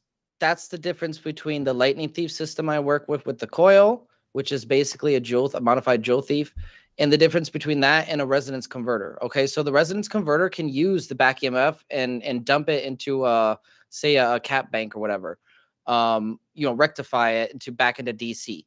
We can't do that with the system. Every time I've tried, it disrupts the delicate balance between all the components. So we're not just balancing a part of the system. We have the entire system from the source battery all the way to the light source in balance, in a delicate balance, maintaining an octave of that resonance frequency. As soon as you add something different, like a different light bulb, which adds capacitance, it changes the frequency, right? So it's a delicate balance we're aiming for. And as far as I've known, I've not been able to rectify it. It just, from what I've seen, it disrupts that balance and it fucks with the current, and it doesn't output anything. Nothing usable, at least. What I have done is taken extra energy that the light source isn't using from, you know, the junction where the light source is, and junction it off back into the battery without a rectifier, just putting it right back into the battery. And it didn't like blow up or nothing. It actually reduced the draw slightly. It was almost marginal, you know, like not even noticeable, but it was there. Like it did something to it. You know what I mean? Like, so something's going on with it where there's some kind of delicate balance. Whereas a traditional resonance converter, it's only balancing, you know, maybe part of the system. And it's not like this system where altering one part is going to, you know, just fuck with you and fuck with the output entirely. Like I don't know of a way to do that. Like there might be a way, I just haven't figured it out yet. I don't know. Okay. But I mean, I guess the point is, you know, no matter where I probe the floating probe on the system, we get the same, you know, resonant characteristics, which is very unusual. Usually you get a different waveform from the battery than you would get, you know, in the output of the device, right? Or the output of the coil. So that's indicating to me that the whole system has a delicate balance that you have to consider. Okay. But again, I could be wrong. This is just what I've theorized based on my observations. Okay. You know, like that's why I need more people researching this to help me. Yeah. Figure So this shit out. And this was a comment on Odyssey, actually. This person says, I think he's referring to the AI. Says, well, that ain't correct. Back EMF can be spiky on normal coils. Basically, that's a question for you. Is so a normal coil. What would you expect from a normal coil with like, or is there anything we can compare to? Because right now it just says saying, oh, this is mainstream physics. It's okay with it. But is there any actual mainstream like device that we can compare it to?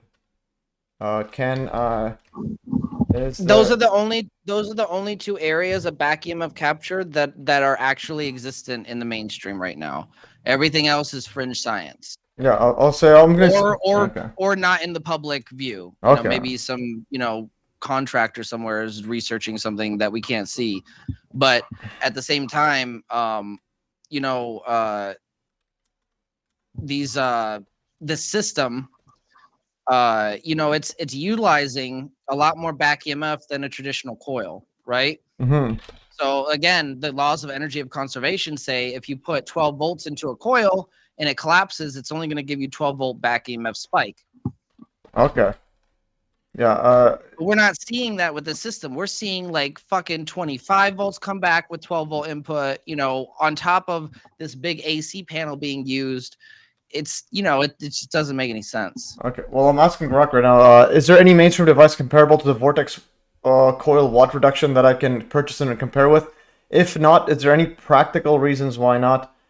It says regenerative DC motor kits, hand crank generators. Short answer yes, show 20 to 40% power drop via back EMF, just like yours, 40 watts to 50 watts. Buy one for $20 to $50 on Amazon Home Signs, and why not more mainstream? Right, you crank it and it's reducing the power input, right? It's probably a crank that you have to use mechanical. Yeah. There's a regenerative DC motor kits, and there's a device on Amazon. This is called Labs AC DC motor generator kit. It is probably contracting, shaping the ether. Yeah, these are again, these are from the alt perspective. I just want to see what's the mainstream, because so here is a demonstration generator activity, AC DC hand powered, is ESCO, or energy transfer. What does this one do? Would this do anything? I'll just see this kit right here. I think this has a purchase one. Yeah, this is the same one I was looking at. Yeah, so this one here, 163, so apparently you can compare it with this setup here. Can you see this one? This is an AC DC motor generator, and the thing has a coil like that there. What does it do? Armature, DC brushes, split ring. Let's see if there's a video on this. Bar magnet, so there's a magnet on top. So it's actually very similar to your setup, huh? This is a setup. Is this similar to your Vortex coil? So DC brushes, split ring, light bulbs, and then you have the switch, and there's a magnet on top, but there's no spinning, and so on. And see what happens. Yeah, that's interesting. That's interesting. It's almost the same exact thing, except for the shape of the coil and the shape of the magnet, right? Yeah, because that's another. Yeah, it's a Home Science DC kit. This is $15. What does this one do? This is just a simple coil plus make your own DC motor with excellent education. So basically, what is happening? Basically, when it's running, it just it uses less. How does it? Yeah, and I think the thing that makes this system a little bit more efficient, or potentially more efficient, is that it's only producing one noticeable pull. So it's reducing the drag or increasing the rotation speed that way. Compared to a traditional magnet where it would have to fight north south, and you have to time it very precisely.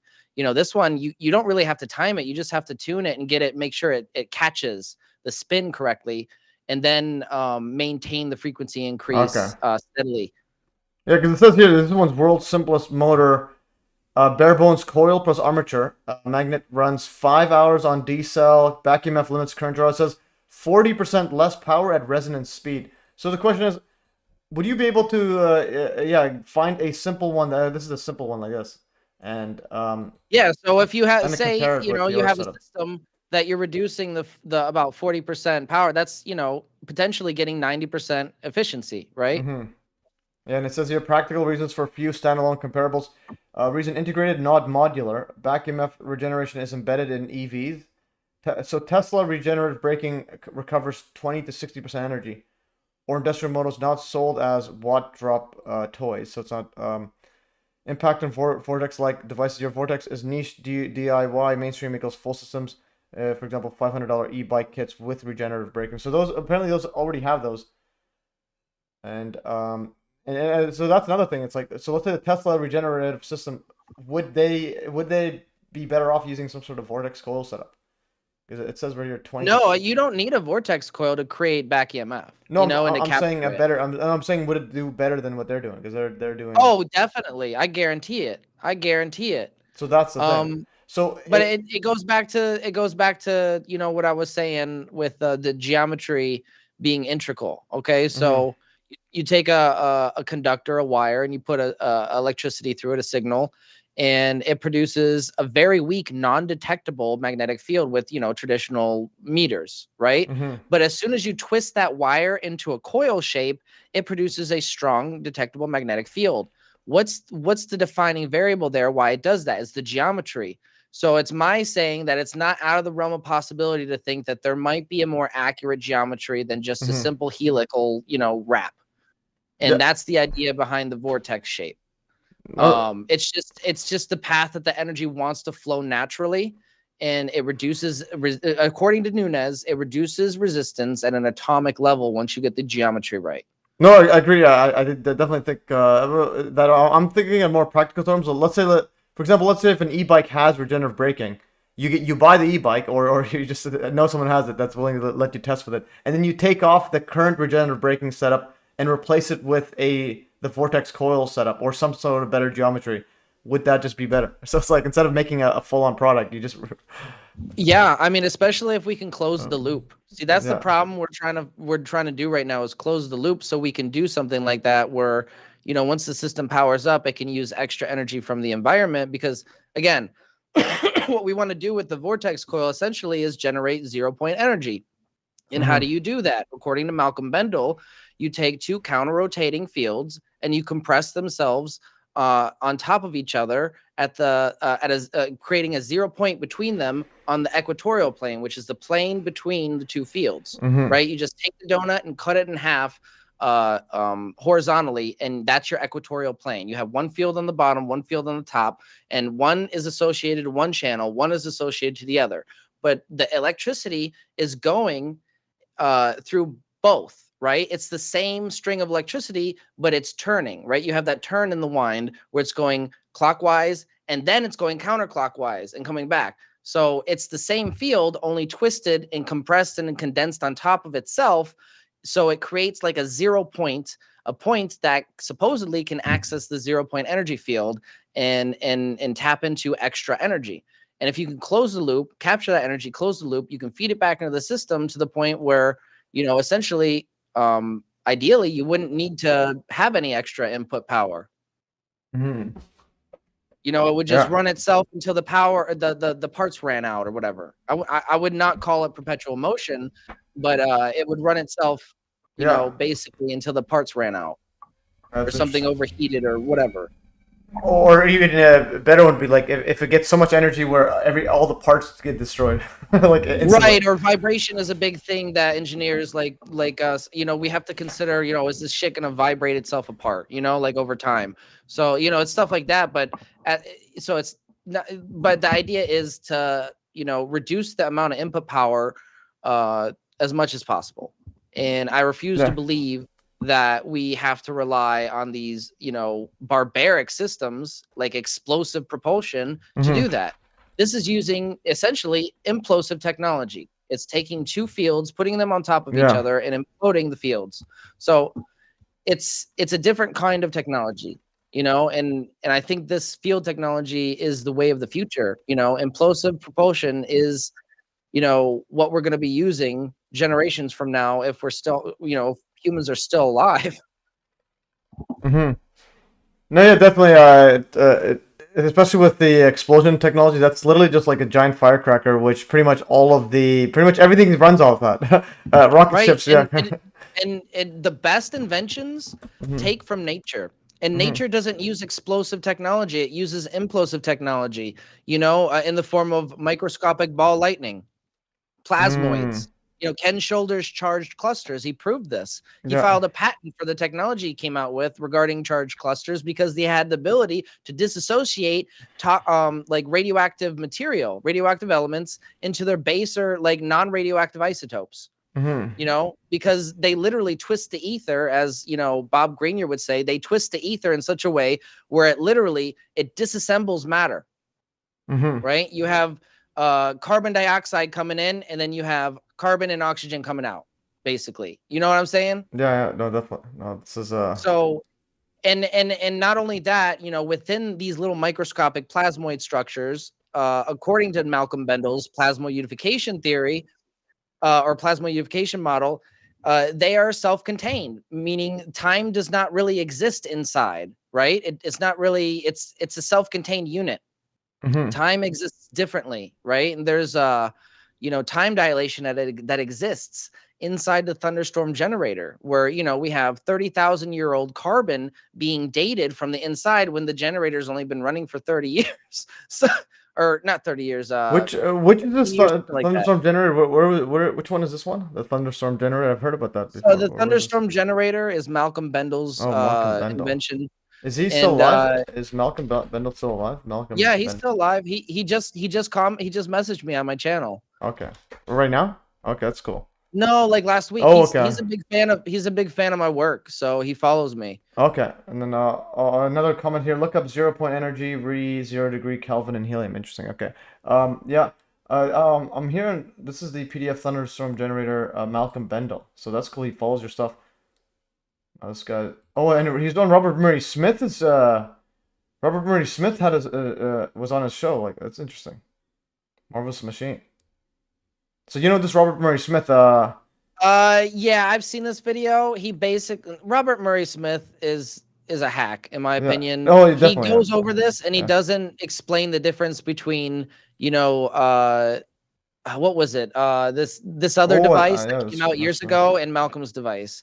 So there's a lot of differences between these two devices, but he's basically saying they're the same. And Malcolm like just put his name on something else that he didn't invent. And that's kind of preposterous. If you know anything about the thunderstorm generator, I forget the other device, but I looked into it, and it's, you know, there's a whole video that Alchemical Science did explaining the difference. Okay. It's ridiculous. Robert Murray Smith tried to debunk the Hutchison effect. Yeah, that's when I made a video. Yeah, is it Hutchison or Hutchinson? Hutchison. There's no N. There's no N. Yeah. I'm sorry. I always forget. He does it too. Yeah. They all, a lot of disinfo agents purposely misspell his name. To this day they still do it, even though when I tell them it's not, they still do it. I'm like, but yeah. So I made a video about Robert Murray Smith. Did I show you this one? I think I've showed you it before. Have I showed you or no?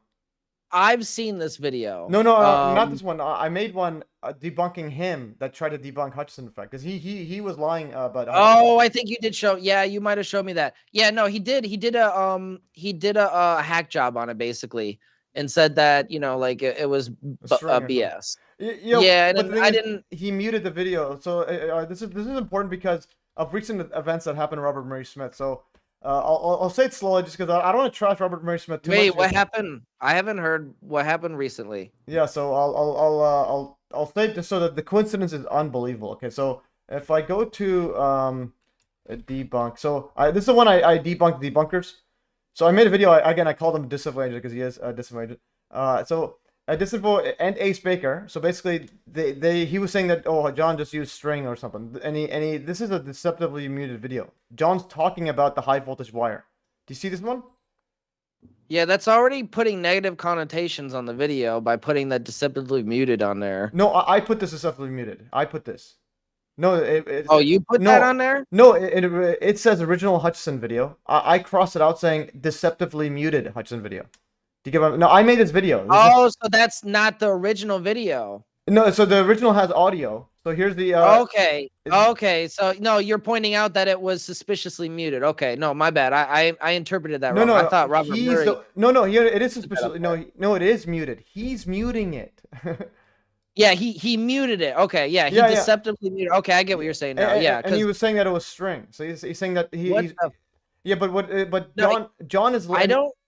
John, I don't know. I don't trust his debunkings. To be honest. But I'm debunking him. Yeah. I know. I'm just saying, like, I don't trust any of his debunk. Like, I don't trust him. No, like, he seems shady to me. I don't know. Like, he's either ignorant, or he's like trying to like purposely make this stuff seem like it's ridiculous. Either way, I ever since I seen this video, I've not been a fan of his. No, And I know, but what I'm I'm trying to glad say you is, debunked his ass. yeah, but the thing is, it's like he's just straight up lying. Like it's not. He wasn't even You like think he's attempted a to debunk. straight up? Yeah, you think he knows better and he's just straight up lying? Well, yeah, Because because I couldn't tell. I don't know. no, because if you see this one and this one I made, he even talks about high voltage. How does he know about high voltage? The video, the actual audio is John talking about a high voltage wire. Do you get it? Yeah, so I mean, if he's a smart enough engineer, he would be informative on the subject of the T. Townsend Brown effect and all of that shit that went down, right? Yeah, So no, but you've seen this video that I showed, right? This one where so the other guy that he copies is Ace Baker, and Ace Baker faked his death on live radio. Do you see this part or no? no, who Ace Baker? Who's that? Okay, so Ace Baker was What? the guy that muted the video 20 years ago. Okay, Robert Murray Smith. Oh shit! Robert So Murray he's Smith. the one that altered the video and took the audio out. Yeah, Robert Murray Smith is just the it's just repeating the same thing Ace Baker does. So it's not like a new thing Robert Murray Smith's doing. He just did it recently. I made this video last year, and the Ace Baker guy, he also faked his death on live radio in 2009. So just keep this in mind, okay? So I could play some of the audio. Can you hear the audio or no? I don't know if you want to play that. I don't want to get flagged. No, on no, YouTube. I just put a few seconds. It's just a fake gunshot. But can you hear the audio or no? No, I can't even hear the Okay, audio okay. anyways. No worries, so. but anyways, so the reason I bring this up is because this guy here was the original Hudson effect, like quote debunker liar. He faked his death on live radio. I made this video last year, and then I think 2 months ago, Robert Murray Smith actually committed suicide. Wait, what? So listen to what I Robert just said. Murray Smith? He's no longer with us? He killed himself a few months ago. Holy what? So just hear me out. Okay, look. So I made this video last. Oh my god. I made this video last year about Ace Baker and Robert Murray Smith, but they're both lying as both liars about the Hutchinson effect. This guy in 2009 faked his death. No, he literally did a fake suicide on live radio. Robert Murray Smith actually committed suicide. So which is mind-boggling. You can even see it on his channel. I got it from here. So if you go to his channel, and you go to his see RIP Robert Murray Smith, and see this last video. This was a scheduled video. He explained why he was killing. Basically, his wife died last year, and he was super depressed apparently. And then he, I think, he euthanasia or he said he killed himself painlessly somehow. And he made this video. He scheduled it to come out after he dies. Do you get it? So this video, my last video. So when people saw this, they didn't realize, okay, he's dead. And then his brother here describes how he died. So 1963, and yeah. So it's quite wild. And I made a 9/11 spooks video, and then I include him in there. Yeah, Paul says couldn't cope with the passing of his wife. Yeah, no, I agree, but also he probably has some again skeletons to hide, because again the guy is a liar. He was and then the Great Replacement says he was allowed to post videos on YouTube on COVID day one. Says everything interesting. So he was allowed. Yeah, this is COVID is very, very hard on day one. Yeah, so again the coincidence is ridiculous. So anyway, so he's covering up this guy. That's a good sign then. All right, so it's a good sign that Malcolm Bendel's right, and then Stephen F says. Yeah, it's thank God Malcolm's still with us, and he's at this point I don't think like the cat's out of the bag. It's just a matter of how fast the ball is gonna roll at this point down the hill. You know what I mean? Yeah, and Bob Greener apparently Stephen F says has a thunderstorm generator to test now, so he has one. Okay, I want to see what this thunderstorm generator is. Yeah, he's got kits that are like being shipped now. Like I think some of them already been shipped to people, like kits for thunderstorm generators. But what's crazy that is they can put together themselves. But what's crazy, the first video that shows up is that Robert Murray Smith. Like that's what his role is. His role is pretty much collect everything. So like any search term, he's the one that shows up. You go Hutchinson effect, he shows up. I'm like, what? Except now I'd probably take it over. So here's a build by build. Well, he also did a video on the rodent coil, and it was a complete hack job too. Like it was. Oh, I want to see that. Did. Okay. Yeah, he showed one demonstration of one type of configuration of the coil or something, and it didn't really do much. And he's like, "Oh, well, that's it." Oh, this is I'm like, this is the one alchemical science. Interesting, and they have the vortex set up there. Yeah, that's Jordan from Alchemical Science. He's great. he's a student of Malcolm Bendel. You know, he's been following around for a couple years, learning under his wing about the technology and the plasmoid unification model. So if you ever want a, you know, good breakdown of some of the technology and the science behind it, Alchemical Science is a great source for that. Okay, yeah, definitely. I just subscribed now. I never heard of him before. I thought initially thought you meant the alchemist, crypto alchemist guy. He was okay. So No, different. Okay. Okay. Yeah. that's So Bernie. Yeah, Jordan from Alchemical Science. I've been in communication with him before. Yeah, so first He time I was heard of him. working on the Rodent Coil before he started getting into the Thunderstorm generator. Unfortunately, he didn't really have a lot of time. So I'm hoping that he's been up to date with my research, so I can introduce him to some of my configurations. I'm sure he'll be excited, because he said that he was like almost about to give up on the Rodent Coil. Okay. Well, you know what I mean? Like Yeah. and I'm just excited to like maybe show him some of this stuff to get him reinvigorated again, you know, and excited about the coils. Okay. No, it's good. I want to see this. This is a hit job. I never seen it. But so Robert Murray Smith made one on the Rodent Coil too. So again, this is a good sign. He did. No, but that's a good sign though. Like you have to realize from my our perspective, like you have to realize if he's an agent, he needs to smear real things. Oh, like a disinformation agent. You know, yeah. So he's definitely again anyone. So if especially this guy who can literally has infinite money, like 500,000 subscribers, he can literally go to John Hutchins' house and literally talk to him straight up instead of making a hit piece. And so anyways, so Rodent Coil right here. So if he's doing it on this, there might be something to it. That's kind of way I think about it. If he didn't make one about the Rodent Coil, that's when I would be a bit upset. Okay, there's and then this is a hand sign. Interesting. Yeah, all the like technologies that actually have been proven recently to show promise. He kind of did it, like the Bedini motor. Yeah, you know. I heard about that. I heard he was trashing that too. Yeah. And the thing is, Bedini, like he can literally go. Is Bedini still alive? I have a Bedini SG right here. If we have time before the stream ends, I'll run it for you. Okay, I'll demonstrate how you can Bedini. charge a battery with a just demonstrating how you can use one battery with a lower voltage potential to charge another one. Yeah. You know, like say you have a battery that's at 12.10 volts. You can charge it with a battery that's at 12 volts. You know what I mean? Like you shouldn't be able to do that with traditional like theory. Okay, no, you have to have a higher potential. No, that's interesting. Yeah. But yeah, so here's a comment. Your first comment on your channel. This guy Aquarium Me says, Robert Murray Smith was not disinfo. Jeremy Fielding is disinfo. Who's Jeremy Fielding? Is that the crypto alchemist guy? No, I don't know who Jeremy Fielding is. Who is that? I don't know, but this is from your comment. This is Aquarian.me or Aquarian Me. Or RMS. No, RMS is disinfo. Like Hudson Effect 1, it's straight up the biggest scam ever. I literally don't care what he says about anything else. Hudson Effect is the most like irrefutable one because it's so well documented. You can literally hold the samples. I bought the samples. I have like infinite videos. There's like dozens and dozens of hours. Wait, what does that mean though? What is RMS? Robert Murray Smith. Oh, he said Robert Murray Smith was not disinfo. No, he Jeremy Fielding. Yeah. Who is Jeremy Fielding? I have no idea who Jeremy Fielding is, but Robert Smith is disinfo. That's not even up for debate. Like I literally don't care what anybody. I mean, there's only two options. Either he was or he was very ignorant. Okay, so well, Stephen F says I put a link to a page where I found where you could hire Robert Murray Smith for his YouTube. Where's the link though? It was on my Telegram. Okay, he put a handbook right here. Okay, so somebody, Stephen F posted this: how to contact Robert Murray Smith, influencer. How to contact if you're looking for Robert, get in contact with the business. Yeah, but again, this is influencer stuff. You can pay for. How to gift a product for Robert Murray Smith. Yeah, but again, this is just business as usual.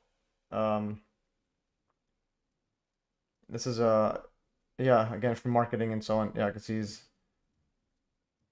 social engagement. Yeah, so again, when that's what I mean by he has a lot of money, he can literally do whatever. And this is when he had 200,000. Now he has 500,000. But again, that's just the way stuff is. Yeah, so that is again pretty interesting. And yeah, so yeah, I think I'm like running low on time, but I do want to see the Bedini because you're saying you can charge. And that's another one I'm gonna ask. I'm gonna keep Grok up because Grok is good for mainstream stuff. That's pretty good. I'm gonna go to here. So in this project, and I'm gonna keep all the chats related to this because I have one about the Hudson Effect one because I'm gonna be replicating that or die trying. So the Bedini one, summarize exactly what you're saying is the mainstream can't. It's against the mainstream, and I'll ask it, see what's going on. All right. So, regardless if you're talking about over unity, right? Yeah. Following the laws of energy of conservation and traditional quantum electrodynamics, you shouldn't be able to charge a battery with another battery that has a lower voltage potential. Okay. So I'm gonna say I charge a battery with a battery that has lower with another battery with a lower voltage potential than the charged battery. Okay, that has a lower voltage potential. Mm-hmm. Than the than the battery I'm charging. Okay. I am using a Bedini motor. A Bedini motor? What is it? A Bedini generator? Yeah, Bedini SSG, simplified schoolgirl circuit. Yeah, I'm using a Bedini SSG generator, right? Yeah, it's essentially a generator. How is this possible? Okay, so doesn't charge via direct voltage transfer like a simple DC-DC connection. Instead, it pulses the source battery. You're lowered through a coil to create sharp radiative spikes, high voltage, high frequency transients that get captured. Yep, transient spikes. That's exactly what John Bedini called them. Okay, why lower voltage works? Okay, trigger pulse. Yeah, so the charge battery can sit at 13 to 15 volts while the source runs at 11 to 12 volts because the spike voltage, not source, does the work. Think Tesla coil, low voltage primary, high voltage secondary. The SSG is a solid state Tesla coil. So it's a solid state Tesla coil optimized for battery charging. Proofing your setup, measure your input. Oh, that's neat. I didn't know that. So it's a solid state Tesla coil. It says you're not breaking Ohm's law, so you're sidestepping it with non-linear radiant pulses. So universe is a coil, you're just spinning it right. Nice, I like that. Further reading Bedini SSG. So I'm gonna say does mainstream physics consider this valid, or does the mainstream know about this? And is there widespread commercial uses currently underway? Yeah, currently. Currently. Let's do that. Does mainstream physics know about this? A vortex of skepticism and shadows, and a swirling vortex of conventional electromagnetic The Bedini SSG's radiant spikes, those sharp, collapsing field transients that sidestep linear voltage gradients, are acknowledged only as back EMF phenomena, a well-mapped eddy in the flux of standard transformer theory lens line. Anybody? Okay, mainstream physics knows the mechanics. Pulse. God, I hate how it's talking sassy. Just to me this stuff. Pulse coils induce high voltage flyback diodes. However, batteries get a desulfation kick. Okay, textbooks like Griffin's Introduction to Electrodynamics details it as inductive kickback, not cold electricity or 0-point vortex pulse.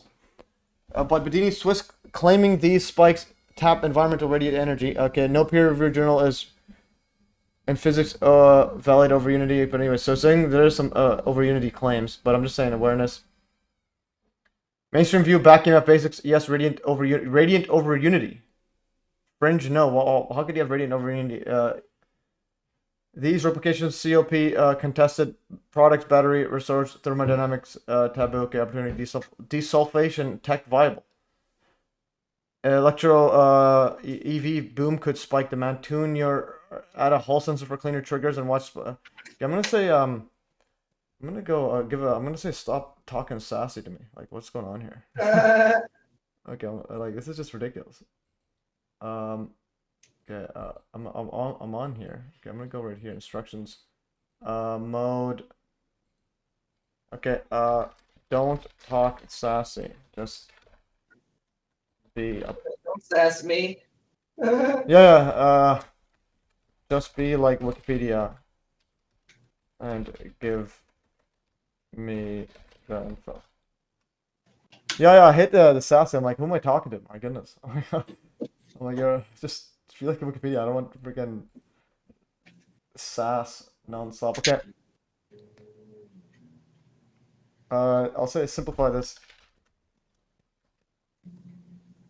Okay, so basically, it's saying that it's just a back EMF, mumbo jumbos, but you're saying that it's but the thing is, it's pulsing it, so it's not due. Right, but not all. Okay, so here's the difference between, say, something like my system and John Bedini's system, which basically is the same thing without a flywheel, right? He's using an oscillation circuit similar to mine, right? And what it's doing, though, is it's shaping the spike, the radiant spike, in the form of an H wave, what Bedini called an H wave. And if you look at my system, if you ground the probe on the transistor, you will see the H wave too. I can show you that. Okay. But it produces a very important geometry to the wave, because without that H wave, you don't get that impulse from the radiant energy, right? So all of this is back EMF capture, but not all back EMF capture has that radiant spike in the back EMF. Okay, that makes okay. any Yeah. So basically, it's getting more of the back EMF than you. It's getting like more getting or more of it. but not necessarily over. It's like getting more of it, but it's also shaping it so it like taps into something from the environment, if that makes any sense. Yeah, but is there a potential? That's where probably the potential over unity is coming from then. Otherwise, yes, exactly. The claims for over unity would be coming from that impulse spike, that H wave. Guess this works better conditioner. Yeah, so sharp voltage spikes. Okay. Yeah, because I have the Bedini motor thingy in it. Yeah, it's pretty cool setup. Okay, so let me know when you're ready, and then we'll have it play, and then I'll have to head out already.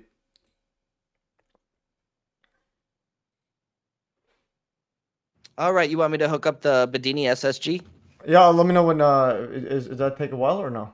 Or how does No, it takes maybe 5 minutes. Okay. Maybe 1 second. Yeah, we'll just play that, and then I'm gonna end the stream. I just want to see that because you're saying you can power up. Yeah, more. That'll be pretty cool. I do want to see it. Well, the charging process is extremely slow, so you might not be able to see it unless I sit there for a minute and show you like, oh, it's changing over time. But I am going to power up the system for you, and I'll, I can take periodic checks tonight and send you screenshots. Yeah.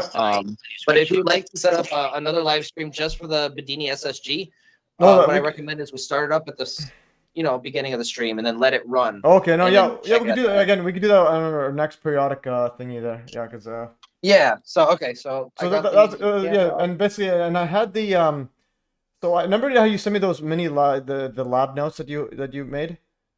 Because never, yes. but I wanna if we can keep everything inside the that OneDrive shared folder I made, just so that we have everything in one place. Because I moved a shortcut to it, like that live stream agenda. If you can see, so basically, yeah. So you're taking photos of that. Try to put that inside the shared OneDrive, shared Google Drive folder, so that it's easy for us to follow along. Yeah, Yeah, I could do that. Just remind me in an email or something, because I'll probably forget. Yeah, so that's the thing. We should have a. I'll make a short URL. I'll call it something like. So then you just bookmark it. So if anytime you wanna send me things, like you can send an email, but you could be like, I put it inside the thingy. And also instead of creating, just so it's all because again I think long term having everything organized well, because that's one thing I'm good at is organization. I agree. Yeah, no, I'm terrible at organizing, so yeah, I agree. That makes sense. Yeah. So because again, it's one thing. Let's say we're able to obtain free energy and so on, and anti-gravity. It's another thing to document it so that we don't look like kooks or can easily disappear. Someone gonna Yeah, I agree. That's important too. No, and that's why I do the the Hive blockchain stuff. So that if anything happens, let's say if I come up with something and then I get Daniel Nunes, it doesn't happen. Everything's still there. So if Daniel Nunes is posting everything like I am, even if he's gone, all of the stuff will be there forever. So you can't. Right. So basically, anything I want undeleted, never being deleted, I put in Hive, and nothing. Yeah, that sounds like whatever happened. I'm gonna go tinyurl.com. I'm gonna make a quick. Okay, so I'm gonna quickly make this one. I think I sent this to you already. then drive. Okay. Okay. I think I sent it right here. Drive folder. What's the best way to folder? Okay. Okay. Or shared. Okay, I'm gonna go into here. And there's gotta be just a better way to. Okay, I'm gonna click share.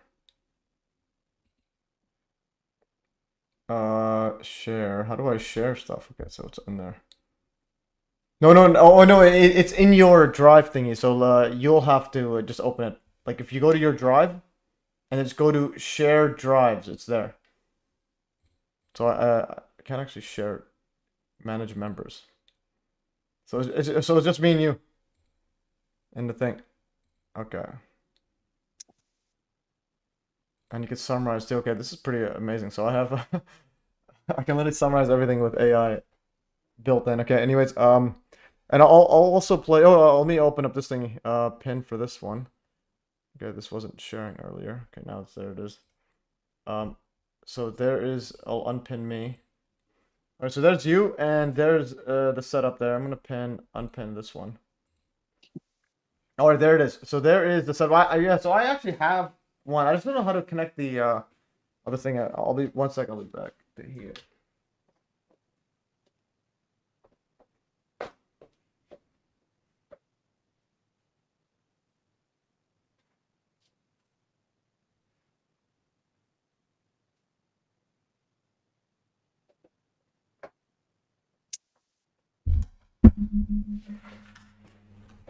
All right.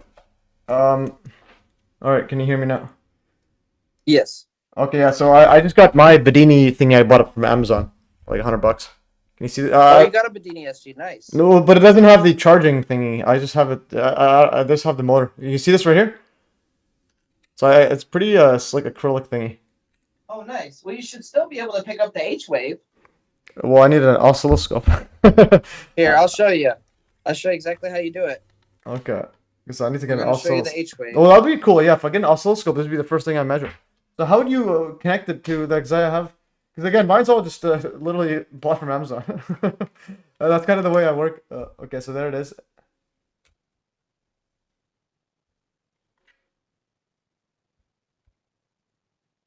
Okay, that's cool.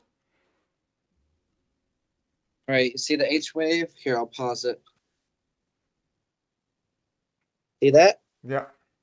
That's an H wave, baby. So, and why is it called H wave? It looks like. But we're gonna tune it. So here, watch. I'm saying why? Because so Robert Murray Smith again. He actually had a good video on the Bedini, or not the Bedini, on the SSG, on the Jewel Thief. Actually, and he basically said that the Bedini is similar to the Jewel Thief, which is, oh, I think yeah, which is quite interesting. But besides that, okay, so yeah, you did mention that, and now that I think about it, it is very similar. Yeah, it's basically like one of the wires just shifted over, but it's exact same. Okay, the thing is going fast. Look at this setup right here. So so I have a coil underneath and there's magnets. And basically, magnets are doing the switching as opposed to the Jewel Thief. The Jewel Thief. Well, what was it doing the switching in the Jewel Thief? It was I think it was just once a battery gets yeah, I think the collapsing field does the switching or something. This one is just the magnet does the switching. But check it out. It's going. Oh man. Okay, I should like turn this off.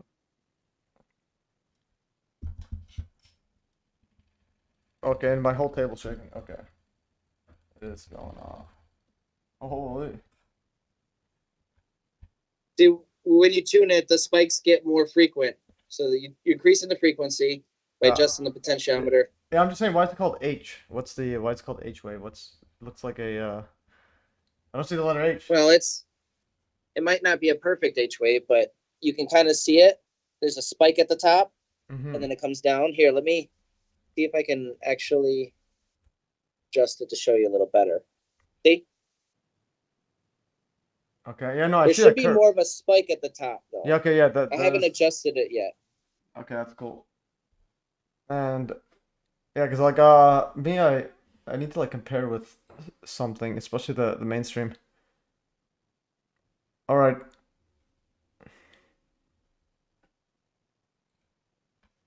Yeah, and then I think for another stream, if we could figure out some, so again, some practical use or like comparison with some sort of mainstream device, so that we could say this is even if it's not over unity or free energy or anti-gravity, like this is better than the mainstream, and there's no question about it. That'll be something we can think about. Okay, so now it's going there, and now you're charging the battery. How have you connected the battery charger, or are you just getting it to resonate Yep. or spin? Got our source battery here. This is actually freshly charged though. Okay, so And then we have our secondary battery here charged. okay, so which one is Multimeter second. so you're charging the secondary? Yes. Okay, so you're charging the secondary, and you could charge it with a higher. Okay. And this thing is all connected. Yeah, so you're using the one battery to charge the other one. Not. Okay. And what applications does the Bedini one have besides just like DIY So off-grid? that's basically it. This is like a proof of concept. Mm-hmm. Charging batteries, showing radiant energy as possible in the simplest way. Okay, and I'm just saying that so the mainstream says it's not magic, it just works. But what is the specific thing? Well, the claim is that you can do over unity. That's the one claim. I mean, if the mainstream said it works, then the Mythbusters didn't do a good job. Well, Mythbusters says that it was over unity, apparently. Actually, I didn't even see what did Mythbusters? Yeah, but they would have at least tried to set it validate. up correctly if the mainstream thought this actually works. No, I know, but like this charges batteries. But like, what's the mainstream? Well, the mainstream had to. No, I mean the Mythbusters. What they were trying to do was they connected the battery back to itself, and it was just dying off, something like that. They were trying to recharge itself. Yeah, they didn't have a flywheel or nothing. No oscillation circuit. Yeah, and just connected one battery to another. I'm like, what the fuck are they doing? Yeah, no, but I think they're trying to charge themselves. Like, I think somebody said that the Bedini doesn't work that way. You can't like you know you're charging another battery. They were trying to charge itself. Like, can you charge? Oh, charge a yeah, like close the loop. Yeah. So they were just this system isn't really made for that. Yeah. So that's what they were trying to do. But again, this system they're misunderstanding because this system really isn't made for that. Yeah. So, well, again, you don't expect much from Mythbusters, but the good thing is they cover it and they do that. That's at least one good sign. Be like, again, if they're taking their time to do that. All right.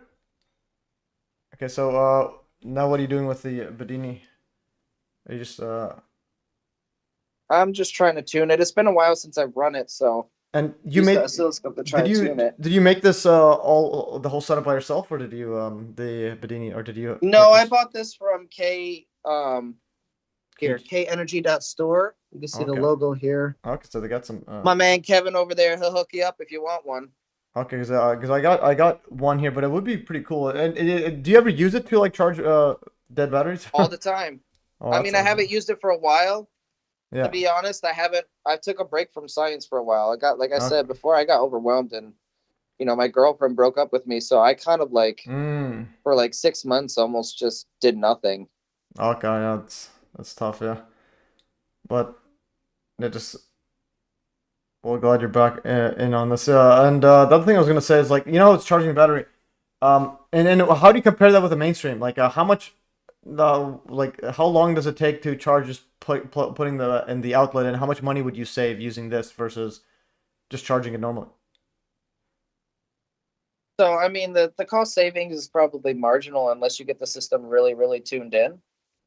But I can charge a single battery with another battery and still have enough power left over in this battery to use it for lighting or to charge another battery a little bit more. No, I agree, but I like numbers wise. Even if it's like if it saves $1, at least we know where we're at.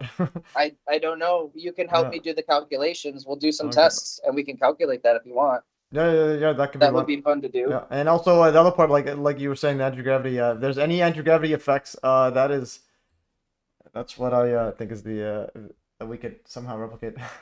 That's the big one, because I'll probably be doing gyro experiments again, guys. I have some. Oh yeah, the other thing I was going to mention before. I'll be honest, field Yeah. propulsion isn't really my specialty, so. Yeah, but here's one where I think it could combine both of our specialties. So remember, I think I've showed you before about gyroscopes, which I'm pretty sure people don't realize it's free energy. I don't know how to describe it anywhere, but anti-gravity and free energy. But nobody's gonna believe me because it's so simple. But anyways, there's just no about it, because there was this video, I cannot find it. I think there was some Iranian guys on BitChute or something, and then it's all gone. But someone made a induction motor, like you know how you have induction generator. So you know induction generators, like pretty much all of the generators work just by a spinning magnet or electromagnet, and then you have a rotor and a stator, right? And then it just collects the electricity. So like a hydro dam just moves a giant electromagnet, and then that movement relative to a magnet relative to a copper coil just gets electricity out, right? So I just want to know, are you on the same page? Did you hear me? Okay, there's your H wave. I can't hear you. Are you speaking or no? Wait, you said what now? Oh no, I was talking about something that so there's a video that I've seen and I cannot find where it is anymore. But like, you know how regular induction generators or motors, where you just have a spinning a rotor and then you have a stator and you get the electricity like that. So you just have a yeah. So that's just basic induction, how like the entire world runs on. So this person actually made, but then he wouldn't show the design, but I'm pretty sure I know what he's doing. Is that he has instead of it's a spinning flywheel and then you have a rotor spinning, he has one spinning but also processing like a gyroscope. So I'm thinking, is there a way you can if we can do that? If you can do that, I'll tell you what to do or give you some advice. So like basically make an induction motor, but or induction generator, but instead of only spinning, you have it spinning and processing like a gyroscope. So you have the stator is out, and the rotor is also processing. So it's a protor. Or I'll give you a demonstration right here. Stator rotor induction generator. So induction generator, this is pretty much what everyone uses. Okay, anyways, I just want to talk about this, and then I'm gonna wait. Yeah, I'm getting a multimeter hooked up real quick. Okay, sounds good. Oh, there it is. I got one hooked up to the charge battery, the other one hooked up to the source battery. We'll just show you that it is doing something. It's a slow process to charge with this method. And Bedini did say that, it starts out slow because you're charging this battery with negative electricity. Yeah.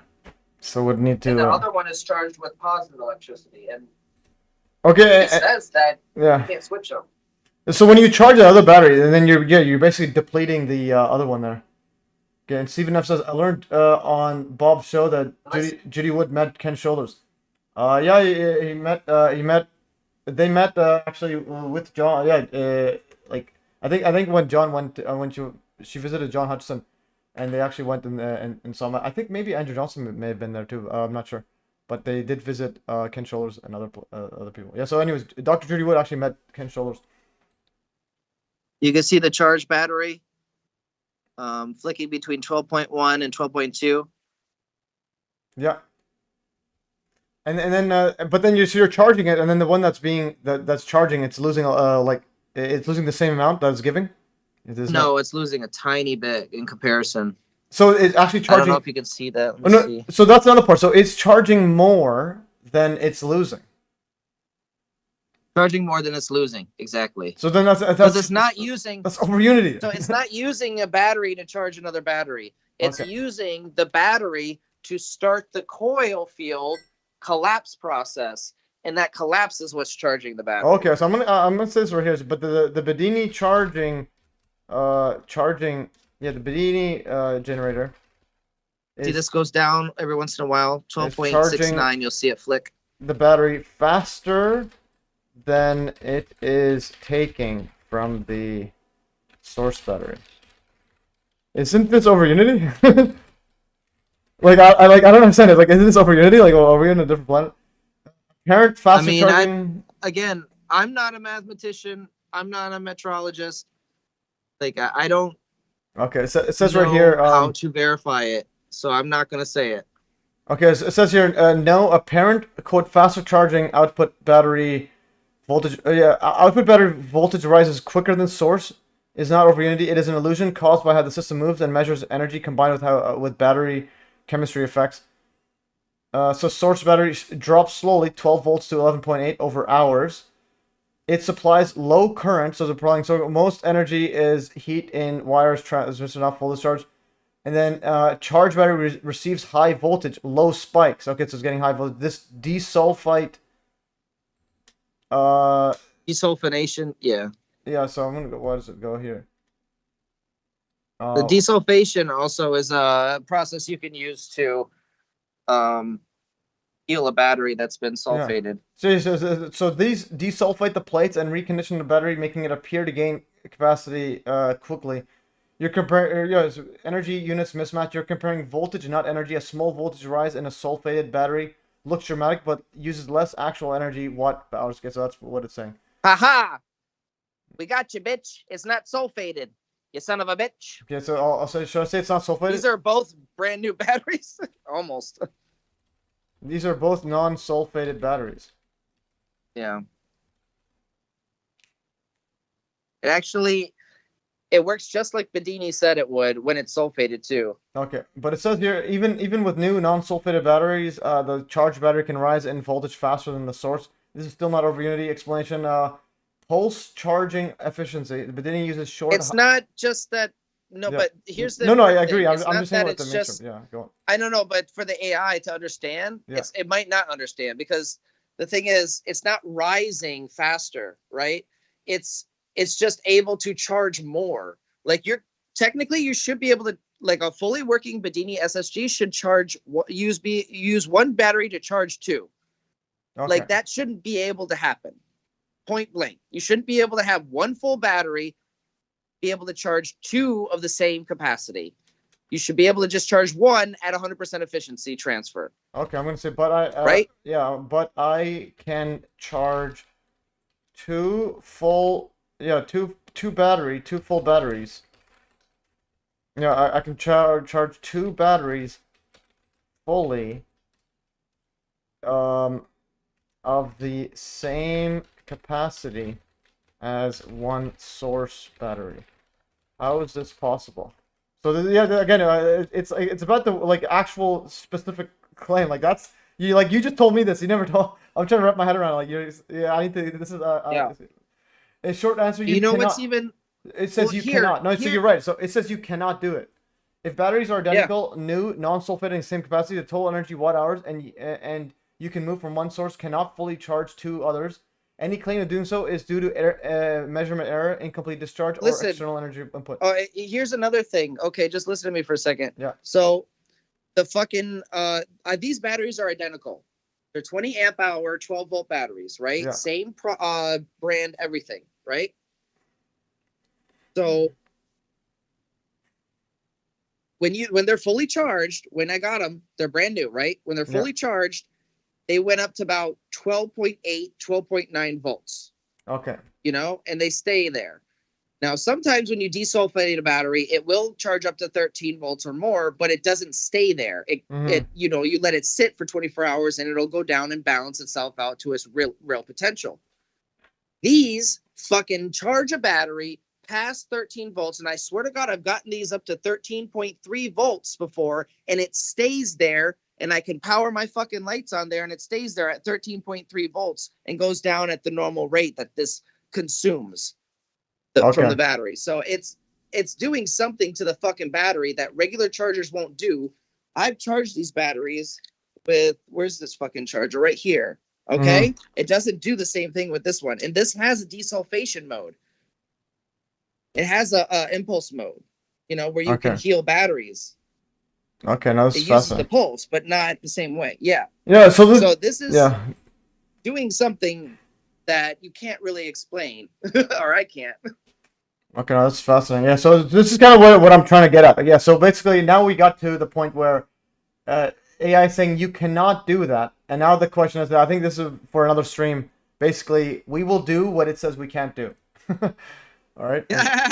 We'll do it anyways, bitch. Yeah, and another part is if we can take it even to an extreme, can you charge 3 batteries? What's the most you can charge? And then if we could do it during the whole stream, we'll just have it charging while we go. I go don't off. know what the max is. I think Bedini said a fully tuned system should be able to charge 2 to 3 batteries off of one. Mine seems to not be as efficient. Mine only charges about 1.5 with one, so you get a little bit more. Okay, 1.5. Yeah. So that's the thing. If we can About 1.5. Yeah, if we can just make it as extreme as possible, so that there's no like just a big margin of error. And yeah. Bedini said you could put as many batteries on the source as possible. You can stack these batteries as much as you want to provide the power, the system with the power, but you can only charge one at a time. One battery at a time. Yeah, but as long as you can charge a lot of stuff. Okay, so you can charge one, you could stack yeah, it's a slow process, but it was really meant to be a practical like demonstration, like saying, hey, this is a proof of concept. This shit works. No, I agree, but I want to go like extreme. Like it can charge more than mainstream says it can. Hey, there was an inventor who took this concept and made a giant one. Mm-hmm. And well, he disappeared, I think, but you know, like it's possible. Yeah, but if you have a stream, it's like he actually generated enormous amounts of power off of a little tiny source input. Yeah. Okay. But anyways, no, that's fascinating stuff. Okay, so this is I'm gonna share this link there. But anyway, yeah. So I have the full project, and this project will be building up. So every time we have a new thingy. So again, basically, this AI, think of it as like literally our little Frankenstein. It's gonna grow. Oh yeah, that's pretty cool. Okay, you have the levitating one. You just need a levitating flat Earth one, and you're good to go. Yeah. All right. Anyways, is there anything else? Because we're at 3 hours and I need to go. Need to go eat. All right. No, that's it for me. Oh, that's we did have a couple of things extra on the agenda if we didn't go over time, but I'll put them on the agenda for next time. Yeah, definitely. And then definitely, I think Bedini. That's one thing we could also do is prove it. And again, just keep that in mind. Like, what's something we could demonstrate live that shouldn't be done, and that's what I'm like, because I have an academic background. Like we had to do like before I did my thesis, I had to go through a peer review, make sure nobody else has done what I did, and right. Yeah. So I'm down. Anything that we can prove live stream or demonstrate. Yeah. Hey, this shit works. I'm down for. Yeah, because once we could demonstrate without a shadow of a doubt, then I can make a full like a high quality video, and promote it through the wazoo. And also, yeah, eventually we'll get you on 3Speak and Hive, because I have that account for you, and so on. So definitely post it on there. All right, yeah. So anyways, that is some pretty epic stuff. Stuff here. And also another question. Metric does Bedini like the N gauge from Richard? You all know that was the N machine. No, it's a different setup there. You've heard about the N machine, right? It's that's also some. No. That was a Bruce De Palma N machine. That was the that was one of the free energy potential ones. It uses permanent magnets. It uses the homopolar setup where you have a magnet and the copper disc together, and you spin. Okay, gotcha. Yeah, but it has like two magnets, like literally right on to a copper thing and like bolted together. And then they would spin, and basically you can collect like the increase in increase in energy, like it's not over unity in that sense, but once it's running, I think it's like the extra load. Once you have it, and then the extra load requires less input than whatever. So like it's the marginal load. So you get what I mean? Let's say once you have it running, it takes energy, but then if you add a load to it, it uses less input than it should. Right, it's probably utilizing some kind of back EMF capture or something like that. Yeah, I can imagine. So I definitely recommend watching Richard Hall's videos. I'll be probably uploading them too. He does them really, really well done. Like He actually made this mini end machine, and if you wanna, this is the conclusion part of it. But if you wanna watch it, I could probably put it in the Teams, or what's the best way to message you? Email or Teams, or what's the best way? Put it in my email until I get set up. I'm gonna get set up with the I'm gonna get set up with the. I think you said Teams was a better way to share. So No, until I get that set up, yeah, just email me. Yeah, I was gonna say no. Well, the Teams is just for like when we're doing the chat. But mini end machine is good. But yeah, but like I was gonna say, actually I'll put links in here too. So see, do you know, like, do you know how to Google Drive? Okay, no, but do you know how to access this or no? The do you know how to access it or no? You can just go on your Send me a link again. No, I just but I get lost. no, but the thing is, it's not actually a link. disorganized. It's not a link. So you need to go to your Drive folder, right? See your Drive? You go there and you just click share drives, and there it is. MES at BeneficenceTV. Oh, really? Yeah, so because I'm okay. sharing, I didn't know that. Cool. so it's a full folder. It's me and you, so I can't share it to any. It's not shared with like it's not general. It's just me and you. Oh, okay. So it's that simple. Okay, so Yeah. I'll just share stuff and with you through there now. And I have links here. Yeah, so just put it in there. Yeah, anything you have to share with me, just put it in there. Well, this is links because this is you can't actually put a shortcut in it for some reason. A shortcut URL, so I have to put just a links folder. So I'm gonna go mini. That's fine. And machine, yeah. So there it is. And yeah, so then again, I put your this is the vortex coil guide in there, and that's kind of what I mean. I put a link to your live stream agenda, the one that you made, the mini one, and there's the full move, the 24.7 reduction, so you can go and play it. So so upload it there instead of an email, like just literally just move it there, and then you can send a link to it. Like, you get what I mean? You could just then you could share a copy link. So you can play around. Let me know if you have troubles finding it. It's in the shared drives and it's there. So it's not a link. You just go to your drive and it's there. Can you? Does it show or no? Honestly, I don't have my laptop open. Okay, no worries. But anyways, that is all for today then, guys. I'm gonna I'm gonna head out, guys. I'm gonna say so Tammy says great show, Ben and Matt. Steven F says good show or epic stuff. Thanks, guys, and thanks for joining. Yeah, thanks everybody. Have a great weekend. Really appreciate your support. Yeah, sounds good. And again, I have a Patreon and YouTube memberships. If anybody wants to, help fund some of this research, that everything's linked in the description of my videos. So yeah, definitely, guys.